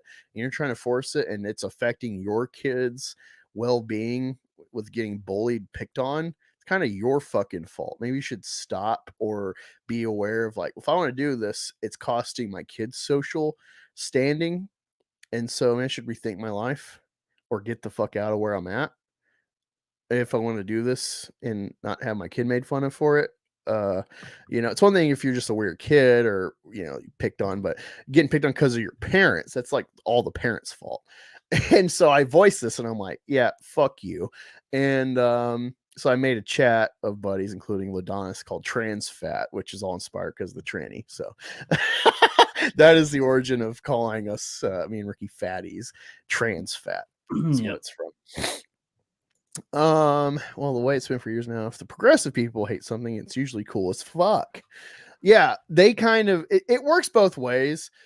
We'll cry about I say we, like, collectively, our sphere, not that I am specifically, but our side will cry about Batwoman, and it's like, oh, let me check out Batwoman. Let me see how bad it really is. And it's working that way for Eric. I think a lot of the sales for Eric are thanks to us detractors laughing at it and talking about it all the time, but we don't care. Make all the money you want. It doesn't stop us laughing at you. If anything, it just puts more eyes on for everyone else to laugh at you. And so we don't care, but usually people care. And so, people like, take it when you said you're gonna take it down, Eric July's business. They take that literally. You're on a crusade. I kind of mean it, but it's like I mean it tongue in cheek. But when you even say I fun, when you say I kind of mean it, it's like, well, you don't want to stop having fun, so no, keep on making money. Yeah, it's fine. I found a lot of great comedians because the actors make a big deal about it. Yeah, you're only helping. And honestly, you have to think about, is this like a gay up by the people getting Ripper Goalposts points us to a lot of people. Yeah, Ripper Goalpost is a gay up. He is a double agent, if not actually an enemy of Eric, by promoting all of these naysayers. So many people I've subbed to. BTM Reviews getting like 100 plus people in his chat. You gotta follow Goalpost. You want to? He had like 3 people on Twitter. He only did a couple bourbon reviews, and then Goalpost showed him. And I'm like, let me hit this guy up. I like what he's saying. You got like over 1,000 subs and monetized now. Yeah, he's fucking rocking and rolling now. Thanks. And now there's the other guy, Dave. The other guy, Dave, who's like doing a lot of funny stuff. The EVS pointed Old man out. Dave. Yeah. It's like, fun. Just want to show. Check out my art, not live on stream, but in general. Oh, of course, Stoner Kid. Yeah, sweet. Of course. Love your degenerate art. You did that Meth Gator thing last time, right? That was pretty cool. No, that was TJ Laser. Or TJ Laser. Paul says they're all dudes, bro. I'm like, well, yeah, I know that, but I like pretty dudes. That's the difference. You gotta put in the work for me to. Certain Craig can't just put a wig on and I'm down. It's like, no, dude, you're obviously a dude. I need you to like trap me. I need you to fool me. Let's continue this Chuckleheads video. First step to creating a club or a group where you decide the winners and losers of the video game industry. A club where you get to decide the categories, the nominees for the categories, and of course, vote on them. And it'll all be done through an app where you can do it easily and securely. So is this club free? Nope, absolutely not. Why? As we've seen over the last few years, our money. That's why. Yep. Got him. Now we figured out what this is all about. Hobby has been hijacked by activists looking to push their own agenda and literally push you out. For that reason alone, there has to be a hold on. So did activists do it? Did they have to pay to do it, or was it for free as well? Painfully.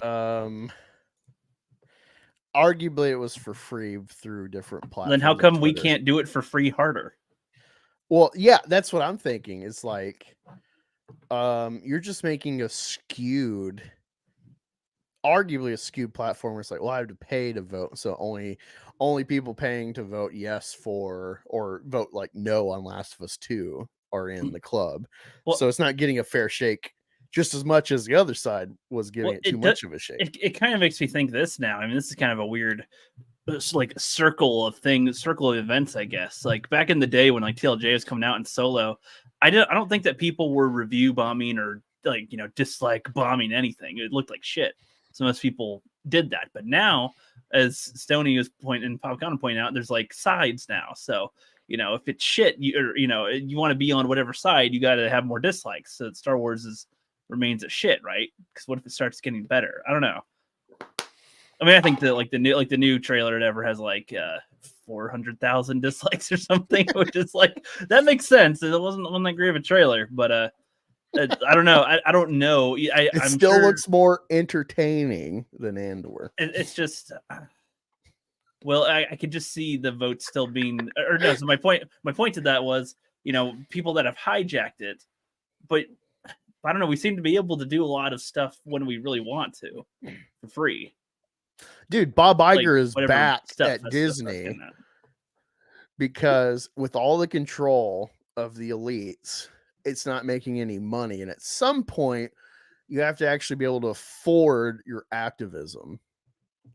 That, so Is it like look my at tribute Gillette. to my Look at tribute to the Gillette. Look at cause? Bud Light. Oh, I don't know if you know this, Rookie, but I thought it was funny where it's like, man, the times sure are a changing. Because like I'm watching the trailers and they got a Quiet Place, like the prequel for like the day one, Yeah. which I'm like, I've always wanted to know about day one. But then it's like Lupita Nyong'o. I'm like, oh great. Now Quiet Place is woke and got a black chick, of course. She's probably gay too. She'll probably have a huge surviving army of monkeys. I mean, sorry, that's King Kong and Godzilla. Sorry. Never mind. No, it's like I don't like being, and I have the excuse that I'm mixed, so like I don't have like a side racially necessarily, but I see this and I'm like, oh great, black chick. Like I'm instantly thinking like, of course. Because Hollywood has marketed things that way nowadays, we're conditioned to think that's what they're going to do. They're going to try to one up a bigger film over John Krasinski and Emily Blunt, a nice gun-toting white family surviving the monsters. Well, it's got to be a black lady on her own. Maybe the white guy that seems to be in the trailer a lot is like a dumb oaf. It's just like you see it so much. It's like I'm already doubting the genuineness of this casting. That's my point. And Yeah. But it was funny because contrasting that with there was a trailer by the Army National Guard, and it had a lot of guys and a lot of Army stuff. There was no activism at all. If anything, it was like a rallying cry trying to push recruitment. Recruits got too much wokeness lately in the military. No one's joining, and if they are, they're too fat and slow. They want people to hate America too. So, in half the things that they do, we gotta. Well, it's funny they did it too well. Everyone's like, yeah, you know what, America sucks. Yeah, we were wrong to be in Vietnam. Oh, now you want me to fight for? Yeah, Iraq was another Vietnam, and we killed like 5 million civilians. So. I'm not sure what the actual numbers are of Iraq, but we killed a lot of civilians. Obama has got like the record thus far of the most civilian drone striking. So yeah, America kind of sucks. We're kind of the bad guys. So I'm not going to help them. Yeah. And now it's like, oh, wait. Actually, no, America's cool. It's so totally cool. We're helping Israel. So yeah, totally cool to blow up brown kids again. Like there's some commercials on Tubi TV that were like, like a little boy or like, a boy is like, trying to be a Marine, and then his mom walks in and she's like, you need to go home right now, mister, basically. And he's like, no, mom, I'm trying to be really do what I want. And she's like, this is dangerous. He's like, no. It's just kind of funny. It's like, now it's honorable. Yeah, you're part of a team. You have friends. You're going saving the world. It was like, oh, that's adorable fantasization of what that is. Because they're just in like a field or they're in like an area. But I'm like, I just don't feel like that's what it would probably be. You probably go to the Army is a lot city. of hurry up and wait. It's a lot of like, all right, you did your training, which is kind of fun and it escalates. Then you get to your actual station. It's a lot of, especially for combat arms, it's a lot of like you're in a warehouse for your specific section of your your company and platoon. You do PT in the morning, come back, then you're just usually sitting around. You might be cataloging your equipment to like. It's just a lot of like you're on the payroll. You almost want something to happen, so you put it. You're on the payroll. You're mostly going to be CONUS, which is stateside at your base. Yeah, and if you're combat arms, you're not really doing much training because it costs money to shoot guns. You're just stuff. Chilling, essentially. And so you're just sitting mindlessly in a warehouse. And there's like a storage area that like the clerk, whatever, catalogs all the equipment, and they might lay it out and have like the captain or lieutenant catalog your platoon or the whole company's equipment, make sure all the serial numbers are right. You're like, yep, it's just how we left it last time. because no one ever checks this stuff out because they're not at war. And you do that till like 5 p.m., possibly longer. We're like out of nowhere when the day's almost over, like, oh, I actually got to hang around to get a briefing. And it's like, you couldn't have did this at like fucking 2. Like, what the fuck? That's what the military mostly is. Unless you're deployed, and even deployed, it's a lot of just like not much is happening, and then you might have like 5 minutes of gunfire, and then you got another like 2 months in between that before the next gun. It really is the way really boring. I did the most YouTubing as far as watching in Afghanistan. Yeah, there was time on your hands to do it. I had so much time, and we're so connected now that it's not hard to have internet anywhere anymore. Yeah, I had so much. I played a lot of Madden, a lot of Call of Duty when I was deployed. I did a little bit of gunfire, a little bit of action, a little bit of medic work. Maybe joining the army is not so bad. You just get to watch YouTube and build up your YouTube career. Get deployed to a shitty vacation that you're stuck on a base. You can't even explore. Makes you work out a little bit, and you get to eat a lot, and then do. Yeah, I had a lot of lot of lobster. stuff. I had a lot of lobster and steak when I was deployed because I was attached to SF. So we had like the best food. We had the best food, the best Marines, the best Call of Duty. Very best. Very best. It was just a really bad vacation. Like I tell you, like I would love to go back to Afghanistan. Just a vacation. Like That's how they should sell it. Honestly, are you bored at your stupid like subway job? You want to go to the? Are you fat? Do you want to build up your YouTube channel? Join the Marines. You'll have plenty of time to eat. About YouTube. Do all this. I wished I knew about YouTubing and I was deployed because I would have started YouTubing, and I would have gotten into the Star Wars at some point with YouTubing back then. Like I had so much time. Like I kicked myself not knowing about it till like I didn't get on watching YouTube really till like 2016 roughly because of Star Wars into The Last Jedi, and then 2018 is when I like started doing my own shit. But yeah, definitely kick myself for not knowing. But back in time and beat up Angus. Yeah, I think the idea is to keep out weirdos. Much easier to keep a smaller paying crowd than it is to filter way more people manually. But then if you're filtering people, like, is that really the consensus about a thing? You know, so it's like this is just a Ponzi scheme. It's just a big grift. Easily and securely. So is this club free? Nope, absolutely not. Why? As we've seen over the last few years, our hobby has been hijacked by activists looking to push their own agenda and literally push you out. For that reason alone, there has to be a barrier of entry to be a part of this club. Hell yes, we're going to gatekeep. We should have been gatekeeping much longer. But here's my vision. With your support, we'll, number one, be able to make the app. And number two, be able to create a physical award show that you'll be able to attend, guess what? With the app serving as your ticket. My vision for this also has a board of directors to help oversee things, but there are strict rules to be involved with the board. 1, they're not allowed to vote. 2, they're not allowed to be on any press list or receive any free video games and or perks from any AAA publishers. And 3, and most importantly, they are not allowed to be employed by traditional gaming media. You can't, sexually bribe your way through anything. Checkmate.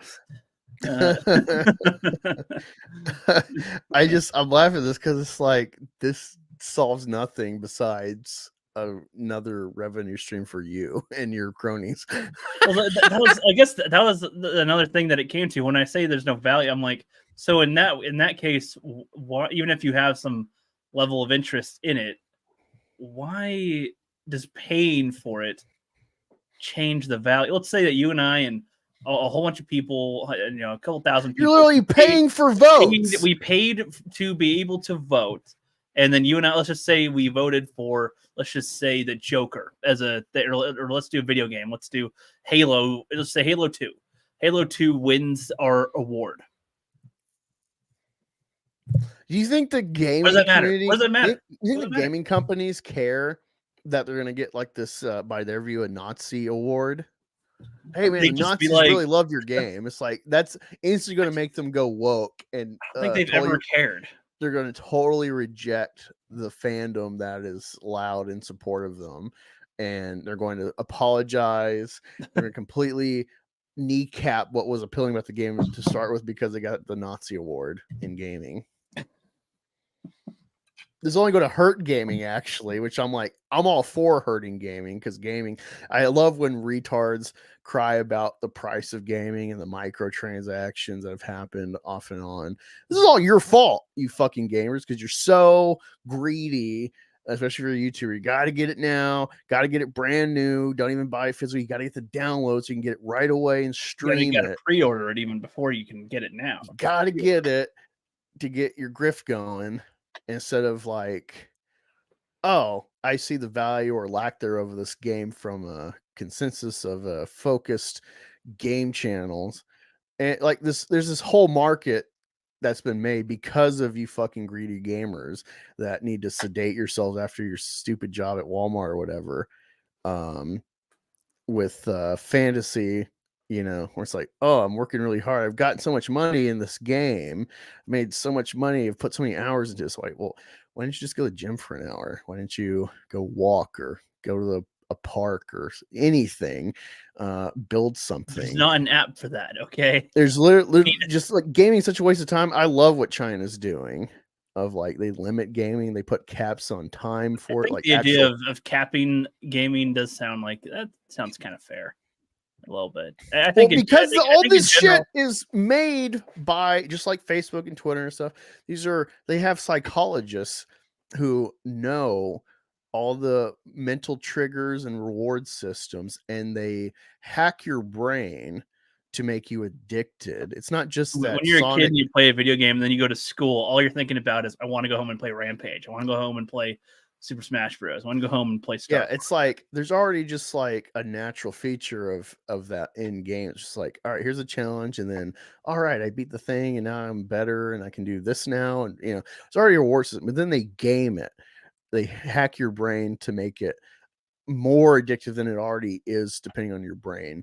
And so I'm all for limitations or just the total destruction of this marketplace. Because it's not productive. People say, "Oh, you could be inspired and make your own games in the future because you played games." It's like, yeah, like what percent? Like, think of how the fraction is of like NFL players out of all the high school. I think a lot of people want to code. People don't want to do that part. Think about the small, fragmentary, less than 1% fraction of people that make it in the NFL from high school. All right, now think about gaming. How smaller is that percentage of people who probably less, and then actually become game developers and writers and stuff? It's even less because most people aren't playing games because they want to like appreciate the art. It's they want to sedate their brain with stupid making the game is an entirely fantasy rewards. Making a game is an entirely different activity. It's like I get together with all you good people because of movies mainly. And the value or lack thereof that can be argued about the art form. And so I find like and yeah, you can get that from gaming, but mostly it's just like stupid fantasy reward systems of your brain. You're not getting anything out of gaming, even if it's like a good story. I don't buy these arguments people try to use to cover for the infantilization that gaming is. And so I really loathe that, even though I do play games myself. Like it'd be much better if games would just never existed, because I think they're made. They're How much money has your game helped you make? It's just way more of a neg on life than it is a positive. It's my view. Popcons, tell us about your opinion on Gremlins. That's more fun. Oh, fuck Gremlins. Gremlins is garbage. Free shit. I never grew up with Gremlins. I might have seen snippets off and on in my childhood, but I never remember seeing it. I don't get the mass appeal. And I watched it with Rookie because of his show that he's on, and I'm like, this is fucking horrible. The only part we laughed at was when the lady got flung out of that room, and then I was told that it was supposed to be more horror based, not really comedic, and I'm like, but it wasn't really funny or scary. There. Like it wasn't either, really. It was just kind of boring. Well, it's like, of course, the mean lady. It's like, keep your dog out of here. Of course, she gets killed Apparently, there's supposed to be like more of a plot with her. The way that Tom was telling me about it was that there was a lot more that was supposed to be in the film, and they didn't do it. And I was like, that sounds like a better movie. Extremely. It's like, well, actually, it was supposed to be a lot better. The kid was supposed to be like 8 or 9 years old. The mom was supposed to be killed. There was like supposed to the mean dog lady was supposed to have some more involvement and get a comeuppance later that made more sense or something. There's like, I was like, this sounds like the movie I would have rather watched probably than No. This is a perfect, great movie. I hate it. It's awful. The best thing about Gremlins is Gremlins 2 because there's that skit by Key and Peele that the director himself loves. That's as much Gremlins as I ever want to watch, and I kind of hate even seeing that skit. Because it's like, what a waste of time. Bob Cotton's like that. I can't believe it's that easy. Yeah, it's fun. It's fun to rip on it. That's what I'm known for over there. I'm like the evil Angus over there, essentially, like coming in with some hot takes sometimes. It was fucking awful, man. Like, it's just, again, there's all these classic movies that are classic because you watched as a child, and lots of people saw it as a child, and now it's permeated society despite its lack of actual value. Some films do not stand the test of time. It's just some won't. Yeah, Ghostbusters is not funny or interesting or scary. It's a well-made, boring movie. It's fucking awful. Like, I like watching Vito's video about how bad Ghostbusters 2016 is, but it's like I've had way more entertainment watching people deconstruct that movie than Ghostbusters 80s. It's awful. And I didn't grow up with that movie. Again, I was not sedated as a child with that movie to think it's fun or whatever, have fond memories that cloud my judgment. So I come into it fresh, knowing the hype about it and excited about the hype, and then I'm totally let down. And I'm like, what the fuck are you all talking about? This is horrible. You're like, well, you understand the time. It's like, no. Yeah, a lot of people think that, like, because we didn't grow up, well, like it's from before our time. Godfather's awesome, of the and there's way modern better era. movies afterward. And like, there's a lot of movies that are way before our time that are really good that we can point out, though. So we don't need all the context either of what life was like in the time to know that how. If anything, it usually adds to it when we know more details. Yeah, Maltese Falcon is way better, and that's like an 80-year-old movie. Wizard of Oz, you don't need to understand anything about. Well, this is made in 1939, and the color on film was a revolutionary. No, it's just a fucking good movie. Whatever. Yeah. It's a good movie. On top. Yeah. Michael Jackson, the King of Pop, could not beat that original film. That's how good it is. Disney did a stupid prequel or whatever, Great and Powerful. They couldn't top it. Nothing can top Judy Garland's Wizard of Oz. They're trying to tap into Wizard of Oz now as well. They are. They had James Franco, and then they're doing a sequel to that as well with some other chick that's like a green lady who's got glasses on, and it looks awful. Oh, they're doing Wicked, which is a play based on Wizard of Oz. Oh well, yeah. Still, yeah. Now, I only know Wicked from the South Park. Man, time. Yeah, Wicked's supposed to be one of these. A woman in white. I think Wicked is supposed to be, from the witch's perspective, it's kind of like Maleficent or something, and it's like a Broadway play, so that's like the hype about it. Yeah. And a movie based on the play, so it's like, okay, but I'm still not saying. Yeah, I've already figured out there's some weird sci-fi Wizard of Oz that Zooey Deschanel was in, and like that was fucking weird. Just quit touching it, quit fucking with it. You can't beat it. I'm sorry. It's like there's certain things you can't remake because they are it. You know. I'm excited about Romulus, Alien Romulus. I love that trailer. I've seen it already, but seeing it in theater, I'm like, fuck yeah, Alien. I'm very interested because like, fuck, they got a whole hive of facehuggers chasing them. Oh my god, what is happening? Cannot wait. Can't wait. I like the first two Aliens and didn't have interest in any other Alien movie. Really.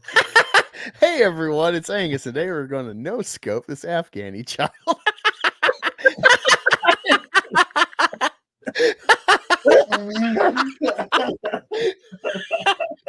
That's what I almost killed a woman. I didn't see that coming. I don't know if I told you this.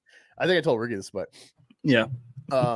So like a week or two before this, one of our guys got hit in the clavicle. He got sniped. Didn't die. He's fine. He's med retired. But that was in the recent recency of mind at the time. And how it worked is my squad from my company. So it was weird to point. I don't know if I've ever heard of this before, but when I went, because we were in like a sustainment for the Afghan army trying to legitimize their government. And so we were at that phase we were in support. So instead of deploying like a whole battalion or brigade to one section of Afghanistan, they deployed our battalion of like 5 or 6 companies across the whole country in squads. So it wasn't even platoons at bases, it was individual squads at bases. And we were at a VSP, which is like the smallest level out in the boonies, about 2 hours away from the main capital in Kandahar. And my squad was attached to a special forces squad. They had their own attachments of like EOD and whatnot, PSYOPs and stuff. And we were also living with a squad of Afghan army and Afghan special forces. And then we also had what's called CMRG, which is Civilian Mine Reduction Group. So these are locals who probably have a vendetta against the Taliban for some family member being killed.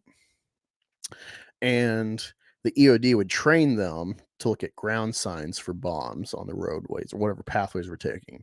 So really what was happening was we were using the Afghans as meat cushions for movement if we were going off base for a mission. So we put out, first of all, civilian guys with Russian weapons. And if they're good, we'd push the Afghan and their special forces. And then we would fall behind with our armored vehicles. And also you call in for air support if needed. So there's a lot of meat cushions. And so there was a mission that's going to take place. So we're going to like reduce the number of guys go on guard so we have longer shifts. So the guy took a spot before me for my shift before he rolled out for the mission. And he gets sniped on top of like our main hut with our guard section. Now the thing is he wasn't wearing his kit because we were pretty fast and loose. Because we're regular army, but we're attached to special forces, so we're kind of blending in and growing our beards out and whatnot. And so he wasn't wearing his kit, but where he got shot, it would have went through the Kevlar strap. There's no plate there, so it wouldn't matter. But this was like something that the high ups were pissed about. And also he had a beard, but he had a like shaved neck.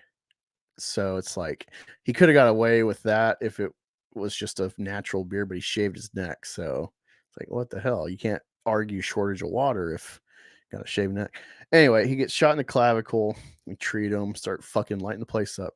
What happened was, because we worked with not only the Afghans on our base that were army, but we have our Afghan police. They're not like police like on the street here in America. They're just like local guys. And they'd have little checkpoints. And so if you're an Afghan walking around, they might stop you and check you out. But given the culture, they don't check women unless it's their woman. So you don't check women. And I guess some guys went in drag in burqas and snuck by the police and sniped them in the shoulder. And that kicked off our fucking lighting the place up. They flew in a Chinook to drop in more rounds for us because we were like expending everything. So it's like we were lighting the place up for like an hour. And so that was in my mind when I was on guard one day at like this corner spot. There's like 2 roads, one coming from Kandahar, one that's like local, like this. And so the guard tower is like a little bit off from that corner. And so I got Afghans that live behind me in their section of the base. Got local guys that have their little spot. So you could always have a green on blue, which is Afghans allies killing us from behind. That's always in your head. And guy got shot. So this woman's walking by in a burqa, and I see someone under her. It looked like a barrel. And so I got my gun on her, and I keep like screaming at her, like open up her burqa. I'm like, what the fuck, I'm like trying to call in, be like, hey, I got someone. I don't know if she's got a gun. I'm ready to shoot her. I don't know what to do. And I'm pretty calm, but I'm yelling at her, and she finally like gets it, and she like shows like she's got a fucking bag from the store or something. But yeah, it was funny because the way it was, especially when Obama took office, the rules of engagement were so slanted against military guys from shooting people. You had to pretty much get shot to return fire. And so that's in my mind too. Luckily, I'm with special forces, so we can make things a little more palatable for higher ups if they're investigating. But yeah, like someone in the schoolhouse across the street, these guys are like torturing some Taliban guys, and somehow they got a picture or something. And so then they had this investigator come ask us, like, do you recognize this guy? Because he saw like his hair. And I knew exactly who it was. I'm like, yeah, I don't. We got a lot of people coming through here look like that. I don't know.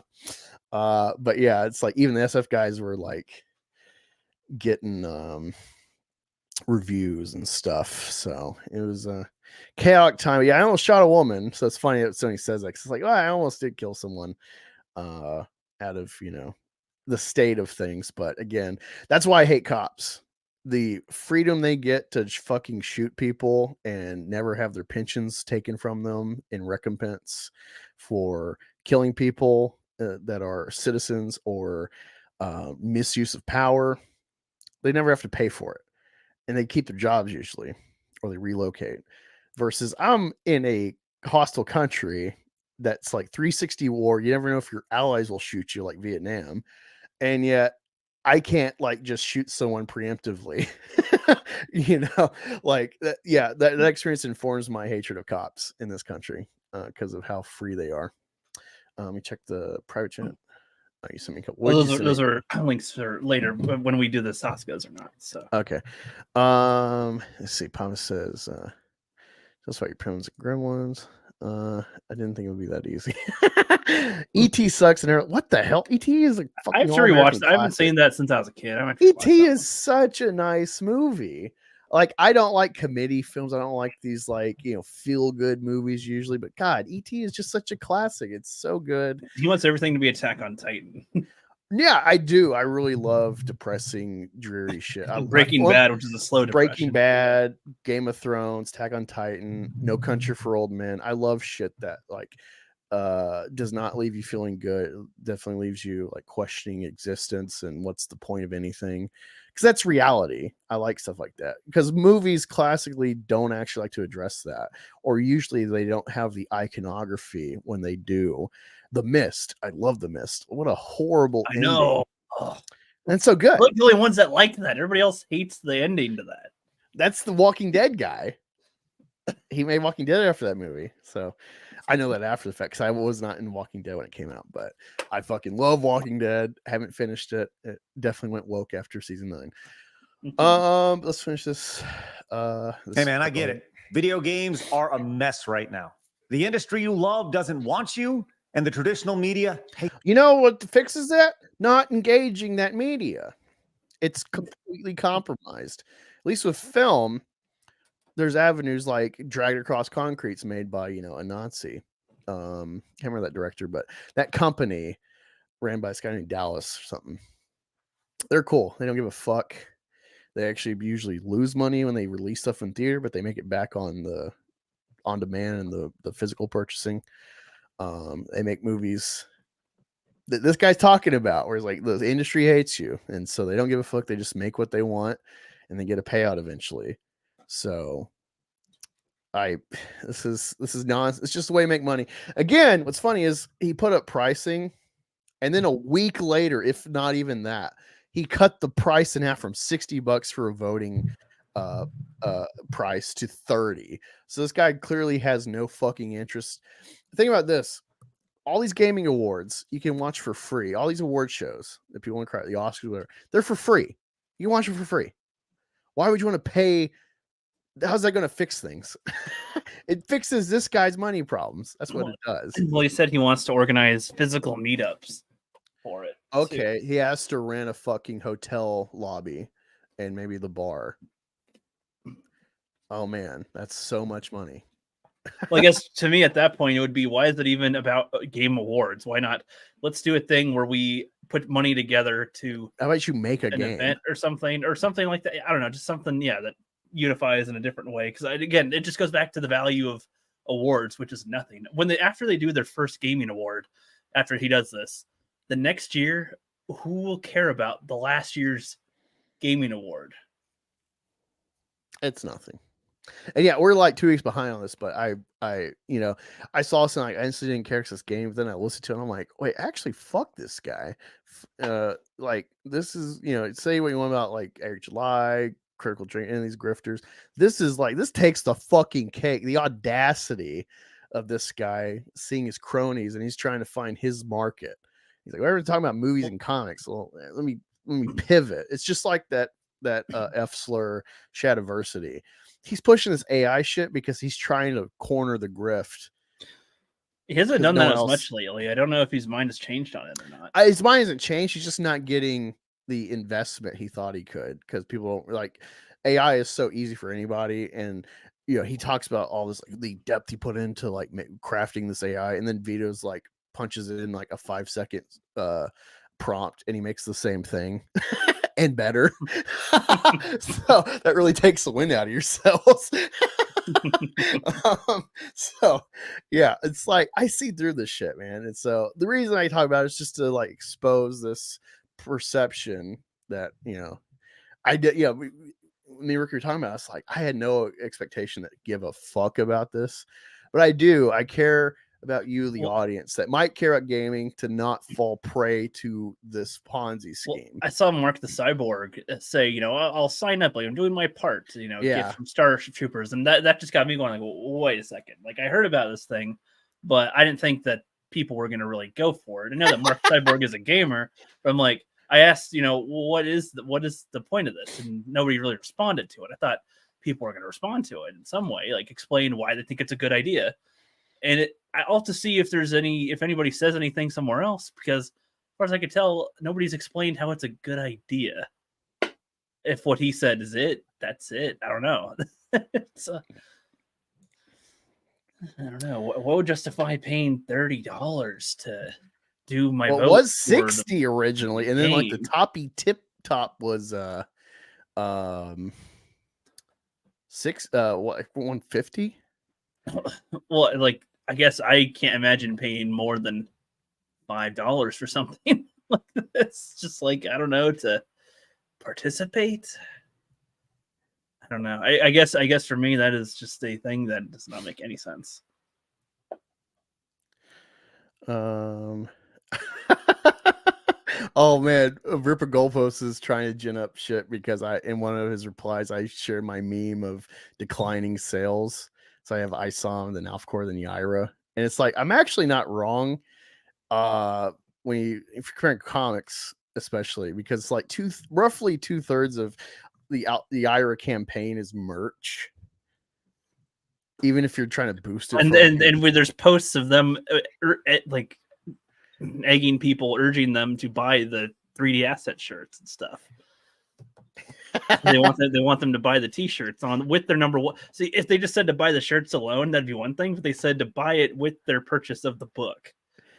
So that's like a money increase. Huh.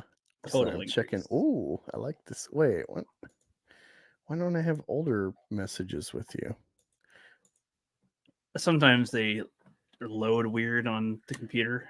Yeah, no, it's weird. I'm looking at Sony's messaging. He sent me some pictures, but it's like this is the first time we're talking. And it's like I have a history of chats, which shouldn't go away. When you look at it on your phone, it should still probably be there. Sometimes on the computer, it doesn't load everything right away. It's dumb. But I sent you a video of the Godzilla versus Kong rap battle, which is like 3 minutes. Okay. And they're behind the scenes, which that just watching like 2 minutes of the behind the scenes like shows how to do one. So I didn't know. Yeah, the rest loaded. I'm just like, it's not loading on my computer for some reason. I'm just like, what the hell? Is this a new account? What happened, Stony? Yeah. You take over for a minute. I gotta urinate. I had a lot of liquor, soda, and water. Be right back. That is fine. I can talk to the chitty chat here. Hope you guys are doing good on this Thursday night. Sorry about that. Lots of things. We didn't go live the last 2 weeks in a row. I think the first time was I had to go to work or something, and then last week was different schedule for us. So he had work too, so it was a different thing couldn't go live, but yeah, going live this week. We always try to have a level of consistency, but it's difficult too in our work. Sometimes we'll get in the way of the streaming schedule. This, I think, Godzilla vs Kong, or Godzilla Kong Empire, whatever. Now was the first movie that I saw this year. I really haven't seen. I haven't gone out to see movies lately. I want to. I should, because I'm a movie guy and I'm on YouTube for it essentially. But I was never one that could do the new releases all the time. Where some people will go and see a couple movies a week, and it's like, man, I just don't want to for most of them. And then so I go see this one, and it's like, oh my god, I thought I was gonna feel better about it because it was only under 2 hours. I was like, oh shit, it's a pretty short movie for what we usually get, but it still felt long and a huge drag.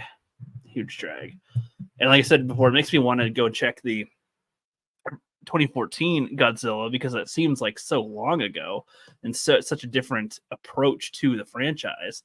And also, it's got Bryan Cranston in it, of course. And we're about halfway through season 4 on Breaking Bad right now, and so we got some Bryan Cranstonisms, and I think Breaking Bad is what got him more noticed publicly. Even though I knew of him from Malcolm in the Middle back in the day, I used to watch Malcolm in the Middle and stuff, so I was already a fan of him in the first place. But so after Sunday, I'll be hoping to finish a project I'm working on by Sunday. And then we're going to try to binge and watch the rest of Breaking Bad. And probably I want to see if we can watch the 2014 Godzilla after that. I still have to finish making him watch Andor the rest of the way. And he's going to make me watch Loki. Now, Loki's fun. Lame. No, Andor is fine. I wish a lot of shows could hit that level. It's just not good for Star Wars. Mm-hmm. Indeed. I do like aspects of the Rebels are kind of bad too. And it's like, if you're triggered by that, then why would you watch Mandalorian or anything else? Because clearly the New Republic good guys quickly fail because, oh, look, the universe is in turmoil against the new empire in the First Order. So it's like the triggering of fandoms. Again, don't listen to fans. A lot of times you don't listen to fans. They're idiots. Well, sometimes I think it's better if there's more bad guys than good guys, even on the good guy team, so that the good guy characters can bounce off of the bad ones, essentially. It's not even that they're bad. It's just that, and bad in terms of they're more willing to do dirty stuff compared to the others. Well, it's like, we're talking about just pure good, pure evil. It's like, yeah, they're doing bad stuff for good reason, arguably, but it's like if you're actually putting any depth to Star Wars, you can't just live with this stupid, gee golly, the rebels are good and attaboy taking on the empire. That can't last if you're actually building the world. Star Wars doesn't work if it's just this episode 4 gee golly goodness simplicity. It's like instantly, like the iconography of Star Wars, it all rests on Vader. Both trilogies, even the sequel trilogies, really hinges on Vader's influence mentally on Kylo being a huge impetus for Snoke, which is Sidious to bank on. So the whole franchise is Vader based. Vader is this gray character. So and that even without the prequels, just the original trilogy, he's the gray character that we're rooting for. And Luke kind of mirrors him, but he just follows through completely. And redeems his dad. But it's like for a minute you're like, oh no, will Luke turn? As you see Sins of the Father and Dagobah, the whole thing works expanded when you dirty everyone up. So yeah, I like that aspect. Even Obi-Wan a little bit. Like Obi-Wan's like, hey, you told me that he killed my father. From a certain point of view. He's like, I wanted you to kill Vader. I told you what I wanted. You lied. That's what you did. There's no view. You're a liar. But I'm a good guy. Good guys don't lie. He literally manipulates Luke to keep him on course, and then he gets called out for it. And it's just like, well, we have things to do. Imagine if Luke turned evil after learning that he killed his own father or something. Like, I killed my dad. Now I'm going to be the emperor of the universe. Fuck you. It's like, Yeah, It it's could've like happened yeah, that I way. totally mimic Anakin in episode 3 where it's like don't you see we can rule the galaxy. He said, do things He as and we see Leia, fit. he and Leia, as king and queen work together to Yeah, rule the galaxy. Jon Snow and Daenerys or Cersei and Jamie. Yep, Yeah. yep. Together they can rule. And The everybody like, this is disgusting. And then they're all fapping behind the scenes. Like, fuck yeah, this is awesome. Mhm. Oh no, brother, I'm stuck in the cockpit of my X-Wing. Oh. This is a good You like transition to that? go to the video. Like my coffee cup. Well, I'm drinking tea, Yeah. but I always Nice. use coffee cups. Speaking of brothers and sisters kissing. Oh can yeah, we hit Saska the- sisters. You. Not so long ago in this galaxy, close to home, was the Saska sisters. Is it the first video? Let me see. No, those are Oh, those are fuck, ones. that's epic. I don't want to see that crap. Second video. Here we go. Oh, they're both the same fucking wing. I thought you God had damn. that. I thought you had that video. These were up for comparison. No, So, and for the Godzilla and Kong thing, more to do with the other video from before. But if this one invokes any of that, then I wanted to show you. And plus, it's Godzilla and Kong, so All right, this is the new Ripa angle.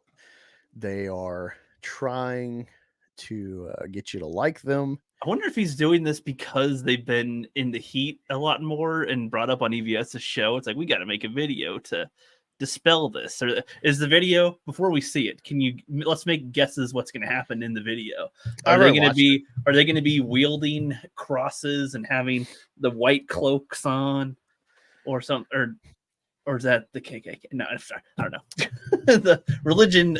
What thinking of Virgin Mary? What am I thinking of? What? Why did that come up? I don't know. I'm not religious, so I'm bad at describing what I'm talking about. Well, what's the imagery where they're like it's a woman and she's wearing white and they're like wielding a cross? It's like it's somebody, right? That's Wielding a cross, like carrying it, like like with both hands over their chest or something. Like, wait, let me look at you. See, demonstrate this really quick. I don't know if they're like wearing a white or something. Shawl. I don't know. Shawl covering. Yeah, I don't know what to describe it as. So I mean, the Sacred Heart of Mary. She's wearing her classic get up, and she's got like this heart image exposed, and she's got like one hand pointing to it. Jesus has Sacred Heart Jesus imagery like that. He's got the Divine Mercy Jesus as well. It's got two beams of light from his heart, represent I think blood and water. I was just simply thinking white cloak and holding a cross. I mean, that's simply all that I was thinking. With the cross, you say holding cross, I'm thinking of like the Stations of the Cross where Jesus is carrying it to Golgotha. Like holding a wooden cross. I don't know. Like, what else would it be? Yeah, we really got to watch the Passion of the Christ. We really don't. No, it's legitimately it's a really good movie. I love it. I'm an atheist. I don't believe in Jesus. He might have been real, but he's not a god or anything. But it's a very good movie. I appreciate it. I like Last Temptation of Christ as well, although it's too long. I like South Park's interpretation of it. That is pretty good. I love it. I love it, especially with the Christ is King going on recently. Thanks Nick Fuentes, who I do like Nick Fuentes. I don't agree with his Christian nationalism angle necessarily, but I appreciate his conviction and stuff. Because there's a lot of limp dick conservative leaders like the quartering, where it's like, all right, when the quartering is buying in, like, I'm gonna go back to church, like, all right, your movement has no fucking weight. When Yellow Flash and quartering are saying Christ is King, it's already dead in the water. Because this whole like take back America, like no one's doing it because that would mean getting your guns and going to Washington and taking care of the problem, but none of these people will do it. Or going to Texas and taking care of the border. Well, yeah, you could either just fortify in Texas and secede and then kick off a new civil war. But apparently Biden's flying in immigrants or something. So or who knows? you march on DC and take care of the federal government. And neither thing's happening because everyone's a bunch of limp dick pussies. They just like to say stuff for YouTube to get clicks, and they don't really mean anything until they're not inconvenienced. He's selling his LGBT coffee, which he likes to hide that. But the coffee brand coffee is actually produced by a woke company that he puts his label on. So it's all fake. That's what my point is. But it's funny with this trending.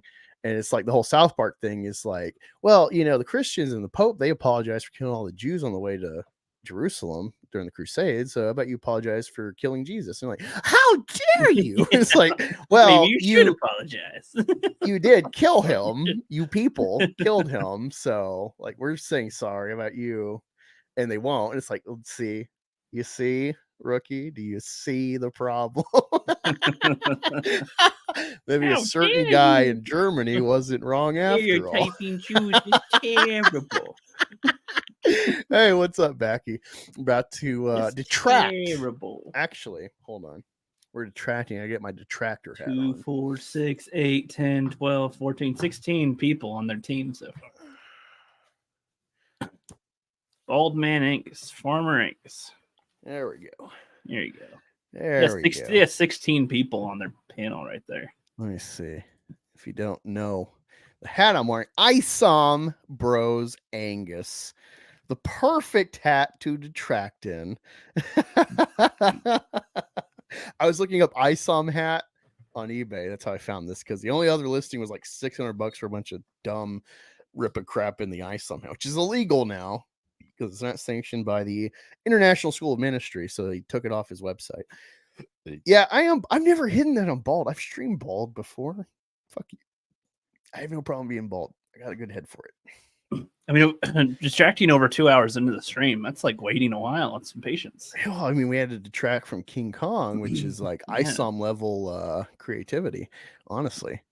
Honestly, just like Hellboy, Giant Robot Hellboy, I would have to put ISOM in better than category. So there is media here and there you'll find that is worse than ISOM, and I again am objective and give credence to because ISOM is entertaining and it has a strange flow that's like, If man, only they gave- had lines that it's a book that's like, you're like, oh man, what's gonna be the payoff, and it's like nothing. It's like, well, I've never experienced this. Where like it kept me turning the page and it's just nothing. Like some apes are pretty good, other apes are not so good.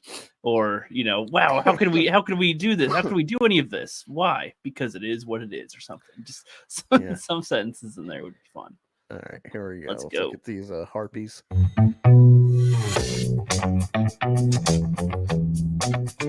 Hi, I'm Jen. And I'm Sylvia, and we're the Soska sisters. Well, it's just funny because like, what was the point of this video? Like, does anyone care? Is anyone asking this? You know, it's like, why don't you show inside the warehouse? Like, here is how a comic book gets to you, because like you're selling this whole rip-us-in because people are too retarded as comic book creators to ship books, apparently. So you are trying to put Critical Blast out of business and steal all of his customers with your rip-us-in. So show us how important it is in the process that no one can handle because they don't have a warehouse. That was my biggest issue with their like behind the scenes stuff, and in general, they're not really showing any of the things you would show for videos. Why don't you show Cliff's art? Show us behind the scenes of Cliff making ISOM 1 and 2 with his clip art. Yeah, what was some of his thoughts while making it? Was there, like anything like show that? us how the he process? moves the camera before he prints out the image and then scribbles over it and then When sends I it to got Gabe. when I got to the scene where she drops him on the car, I thought, why a car? Why not? If they're not, I don't know. So you can. There's always something. There's so something going many on. items in this app I can have him fall upon. Why not a chair? Why not a sofa? Are the writers of Yaira. We are editors, and we are the lore masters, which means we keep the continuity good. Yeah, and secret. And right. Yeah. And that means we know everything about every character, including Avery's social security number. I know. Oh my god, the one detail I was dying to know. Yeah, I feel like that's one of the things where when they ask for things about information about the characters, they think this is like what people want. No, not specifically, but all right. I guess it's important that he has a social security number and for something in And the all the future, characters that are maybe. yet to be released. Mm-hmm. Oh, how did we meet Eric? We met Eric through Black Widow. We wrote a run for Black Widow for Marvel Comics called No Restraints Play. And if you've picked it up, thank you very much. Eric was cool enough to review it issue by issue. And we got turned on. They talked to about him this in the doing his behind the scenes thing for Yeah, about that 2 was minutes. what's funny is they're like the whole like how do they meet or whatever, and they were saying in that behind the scenes it's like yeah, like he was reviewing it, and so we're writing it with him in mind each issue, and so it's like, huh. So you're letting this guy influence you writing a comic, and then oh look, it got canceled, and they shut you down pretty quick. So I don't know. It's just weird.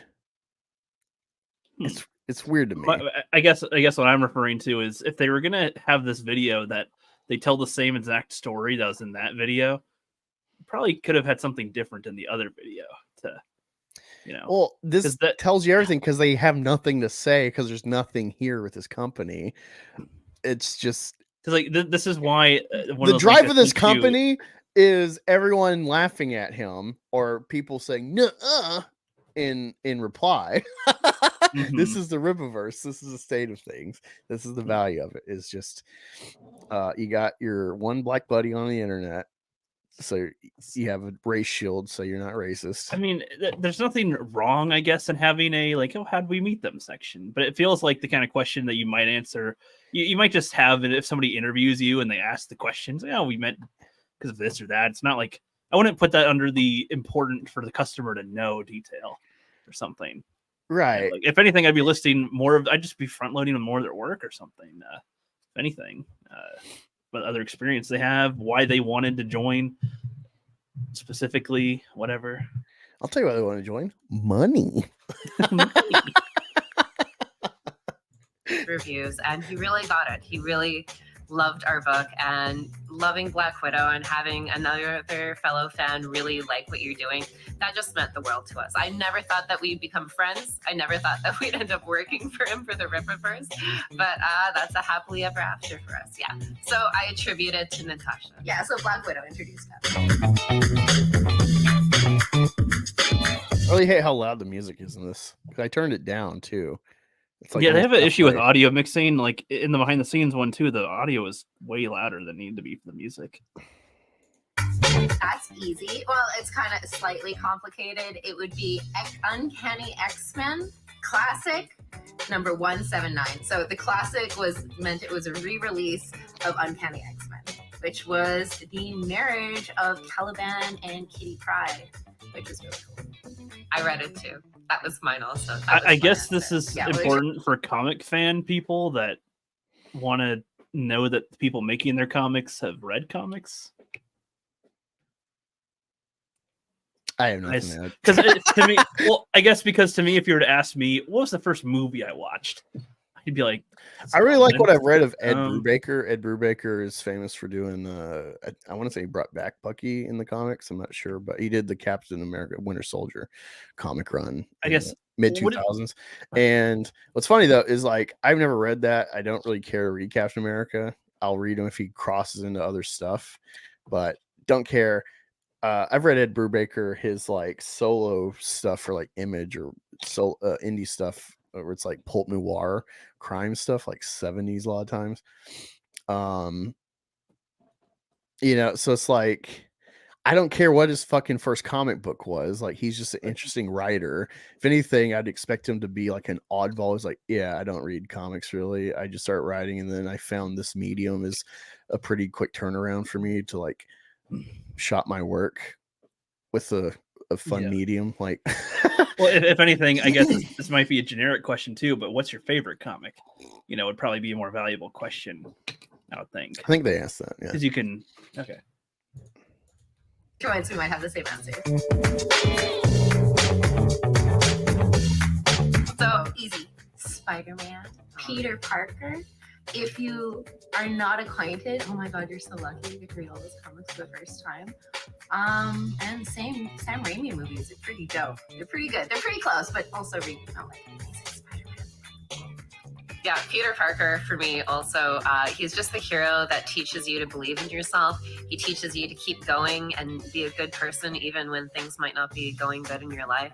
He's just the true definition of what it means to be a hero and to pick yourself back up and to see good in people. Yeah, he's just awesome. He's the kind of hero I aspire to be like. Yeah, with great power comes great responsibility. What do you think of that comment there? I'm just not impressed. It's like such a softball answer. So Like, to me, I'm like, are we gonna? To me, like, should we be on it for a little while? Like, go into, examples of which ones are better, which ones weren't better. That's where my mind goes. But that's fine. There's nothing bad with doing it how they did either. So, what IP do you recommend to others and why?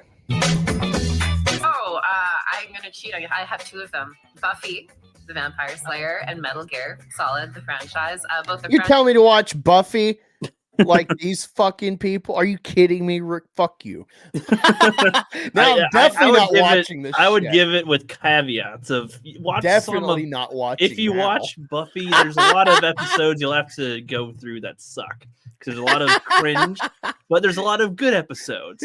But that's why I probably wouldn't recommend it to you as like a recommended IP. I'd recommend other things first. We met in school parking lot. He was picking up his kid and we were picking up on kids. Their rape van. That one trying to be cute. Which one are you saying? The one on the right? The one on the right seems normal. The witch face on the left, it's kind of crazy how starkly different they look in their twins. Something very haggy about them. Yeah, the Sasuke's eyebrows are so thin they might as well be fake. Franchises, the TV show or video game series, and the fandoms, they are incredible. And my favorite thing about both Buffy and Metal Gear, you might not think they have anything in common, but they have some of the coolest fans in the universe. So if you meet a fan that likes Buffy or Metal Gear, you have a whole friendship there. You can just start talking about Ocelot or Dark Willow and you found your tribe. Yeah. What about you? I would say One Piece, and I know it's intimidating for people who are just for you, Angus, just for you for fun. The Dark Willow was like I don't remember what the specific was, but it was like a version of herself that's like more evil or something, and there's like she turns out to be a lesbian later, and there's like lesbian implications with herself or something. It was like Rick and Morty. Something like that. I don't remember. That was like one of the implications at the time, I think. And then later it's like, oh, she's a lesbian. What? With anime, and it's like got over 1,000 episodes, but the Netflix live action is a really good way to get into it. Then watch the anime, and you can do either sub or dub. Maybe do sub at first and then come back to the dub. I don't know, it's your choice. And then get into the manga and then you'll get the whole piece. But I mean, it's fun, and like if again, like you said, if you meet a fan, you have something in common to talk about. Yeah, and don't be intimidated by how many episodes of the anime there are or how many issues of the manga there are. Just look forward to something you love not ending very soon. Nice. There's plenty of it in there.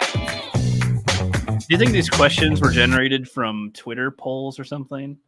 Or YouTube well, if they polls? were, it's like I was really excited with a month or two ago. Eric put up like I'm doing like unfiltered ask me anything, myth edition or something. What are the craziest myths you've heard? And I'll clarify them or, whatever. And it's like, I was expecting, some juice there, but it's like, oh, wait, he's blocked everyone that would ask him actually juicy questions. So it's all just softball stuff. People that would be mean to me. You are blacked. You are blacked. You are blacked. So everybody say something harsh to me now.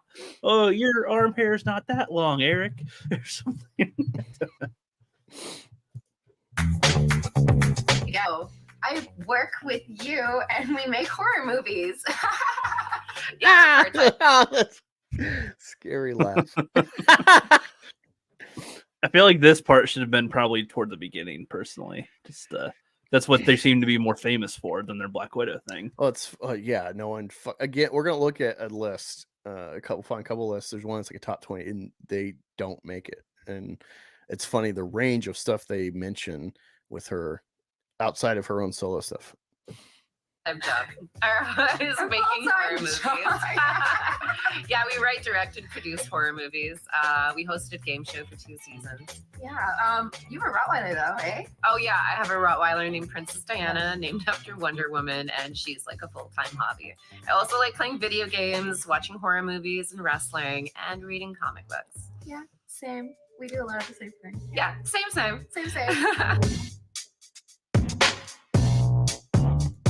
This is very important to ask them. It's about fun here, okay? It's about fun. I mean, I guess that's the angle they're trying to take to. Like, that's what the music's telling me. It's for fun, you know. And the yellow. Well, it's funny because they're all celebrating. Woo! Yeah, I hit 1 million faster than I saw. And like, oh look, it came out the 11th, so we're going on to 3 weeks now, and it's just creeping to 1.3 because like no one's fucking interested. Like he front loaded. He'll probably get a splurge at like the last week, so he could get to 2 million. I still haven't bought my copy yet. He still could get to 2 million, but it seems very much like, yeah, he's like. I thought it was going to be more guaranteed to get 2 million, but yeah, now I don't know. Dude, I don't know. Like with this one, you know, big blonde lady. Ooh, like, you know, if there's anyone after I saw that could like have a big boost in sales, you would think it'd be that. I thought it would be for sure. I thought this was going to be the next big spike, and then the rest will be smaller spikes. It's like I think he's gonna I think he's not gonna listen to ads. I think he's gonna close up these campaign pages so he can't scope his lack of sales. I don't like giving ammo to EVS on Trashcast. I mean, I really hope he does listen to ads because he only gonna hurt himself if he hides the numbers, because then people can't get excited and be like, we gotta push for it, buy more copies. You know, a lot of people liked him because he is so transparent with everything, and then if he starts to not be transparent, it's like, oh, you're like, you know, that's the problem with Marvel and DC is like, oh, it sold 500,000 copies, and it's like, well, yeah, how many variants and incentive variants did it have? Where it's like, Star Wars High Republic had a natural interest because it's a new run, new characters, so you want to grab it for first appearances and stuff, and it's the first thing of a new thing. So it had like a lot of like multimedia hype for his first issue. But also there was like incentive covers where it's like, hey, to get this issue, you had to buy like 10,000 copies to get that one copy that has a special cover. So like usually I go to the comic store, there'll be like a 1 in 10, 1 in 25, 1 in 100 variant where it's like you got to buy 100 copies the store has to get 100 copies to get that cover. Now it could be because a customer's like, hey, put me down for 100 copies because I want that one. So it could be like a kind of direct purchase thing by the customer coming to the store to order it. But yeah, so that the whole reason is to inflate the numbers. And so it's like, well, yeah, someone bought those, but how many individual readers were there purchasing? Like that, you can't get that number because it's only going off of comic store orders. Well, and I wonder what it would be if anybody, even EVS and stuff, if anybody did a comic book campaign where it's just the comic book. Yeah, well, again, this campaign roughly has like 2/3 of its sales being merch, given the number of books sold. Also, he's making the main cover by Kanye White, which is the cool one, and I got the campaign only cover. Supposedly, again, he's pulled a lot of this supposed only on this campaign things before and then sold them again. I mean, if you can get ISOM for under $5 or something after the campaign, it's like, yeah, it's like no. See, repertoires don't get is like when you sell comics for indie, crowdfunding or whatever, pre-orders, you don't shaft the first week purchasers and then give stragglers more things. You give the first people more stuff because they were like the true believers. Because with EVS, because with Cyberfrog and stuff, it's like now, like at Blood Honey, 24 hours. Blood Honey is probably it's more than what it was when you first got it. more than Yeah, what it's it like- was. Oh, he'll do like 24 hours, or like the first 24 hours is like only the first 24-hour baggers get this thing. All right. So, but then all the perks are like, hey, collectively, you're all getting extra stuff because you've boosted my sales to this level. So I'm rewarding you with, you're getting more bang for your buck. Yeah, and if you and the ones that bought in that first run have more value to sell whatever it is that they got, because nobody else got it if they didn't back it or whatever. There's more value to it. It won't Yeah, decrease in value. So, he's got 10,000 purchasers. He got 9.5 thousand purchasers. Supposedly, it's crossed 1.3 million. It's at 1.3 million. 1,225 bucks so far. But here's the thing: the cover A is the exclusive campaign cover by Kane and White, and it is almost doubling any of the other covers. Collectively, this cover A has 6.5 thousand sold. Cover B is 3.3. Cover C is 2.6. Cover D is 3.6. So you have to add a couple of these covers to match cover A, which is the best one, and it's the exclusive one, supposedly by Kane and White. And so he said, like, oh, in April you'll know how limited this cover is. But it's like no one's going to care because this is the main one people are buying. So when you try to resell it, this is what you can bank on. Most people that wanted Yaira already have that cover, because the way the sales are going, people are spending like 150, 180 bucks per purchaser on average. It might have gone down with more book buying, but the first week it was like almost 200 bucks a person was the average. So that's mostly merch and add-ons. It's not reflective of the book by itself is the thing. So people try and troll me for my prediction of like dwindling sales. It's like, well, it was just a prediction. First off, and I even said, like, I think this will actually be a spike and then the rest is just going to keep dropping. So like I hedged my bets to begin with. It was just, the meme was more of like a, overall this is a declining fucking company. And if you're bragging about, oh, you hit 1 million, it's like, yeah, simple math, he needs like a 1.5 million for his warehouse employees. He says he got like 12 warehouse employees. So that's 15 bucks an hour, 40 hours a week, 52 weeks. Well, and then there's people that don't work at the warehouse. There's the website people. That's not there's including the- paying for the books being made. It's not paying for the writers. It's not paying for the rent on the warehouse or the mortgage or whatever. It's not paying for the upkeep on the equipment. It's not paying his lawyers that he has on hand.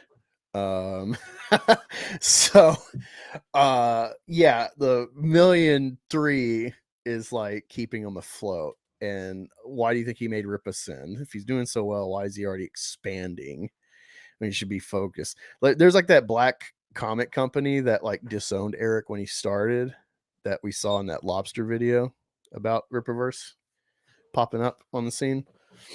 And they were, I think, supported by like Mark Cuban or Kevin Hart or something, or both. And their net worth was like 10 million bucks.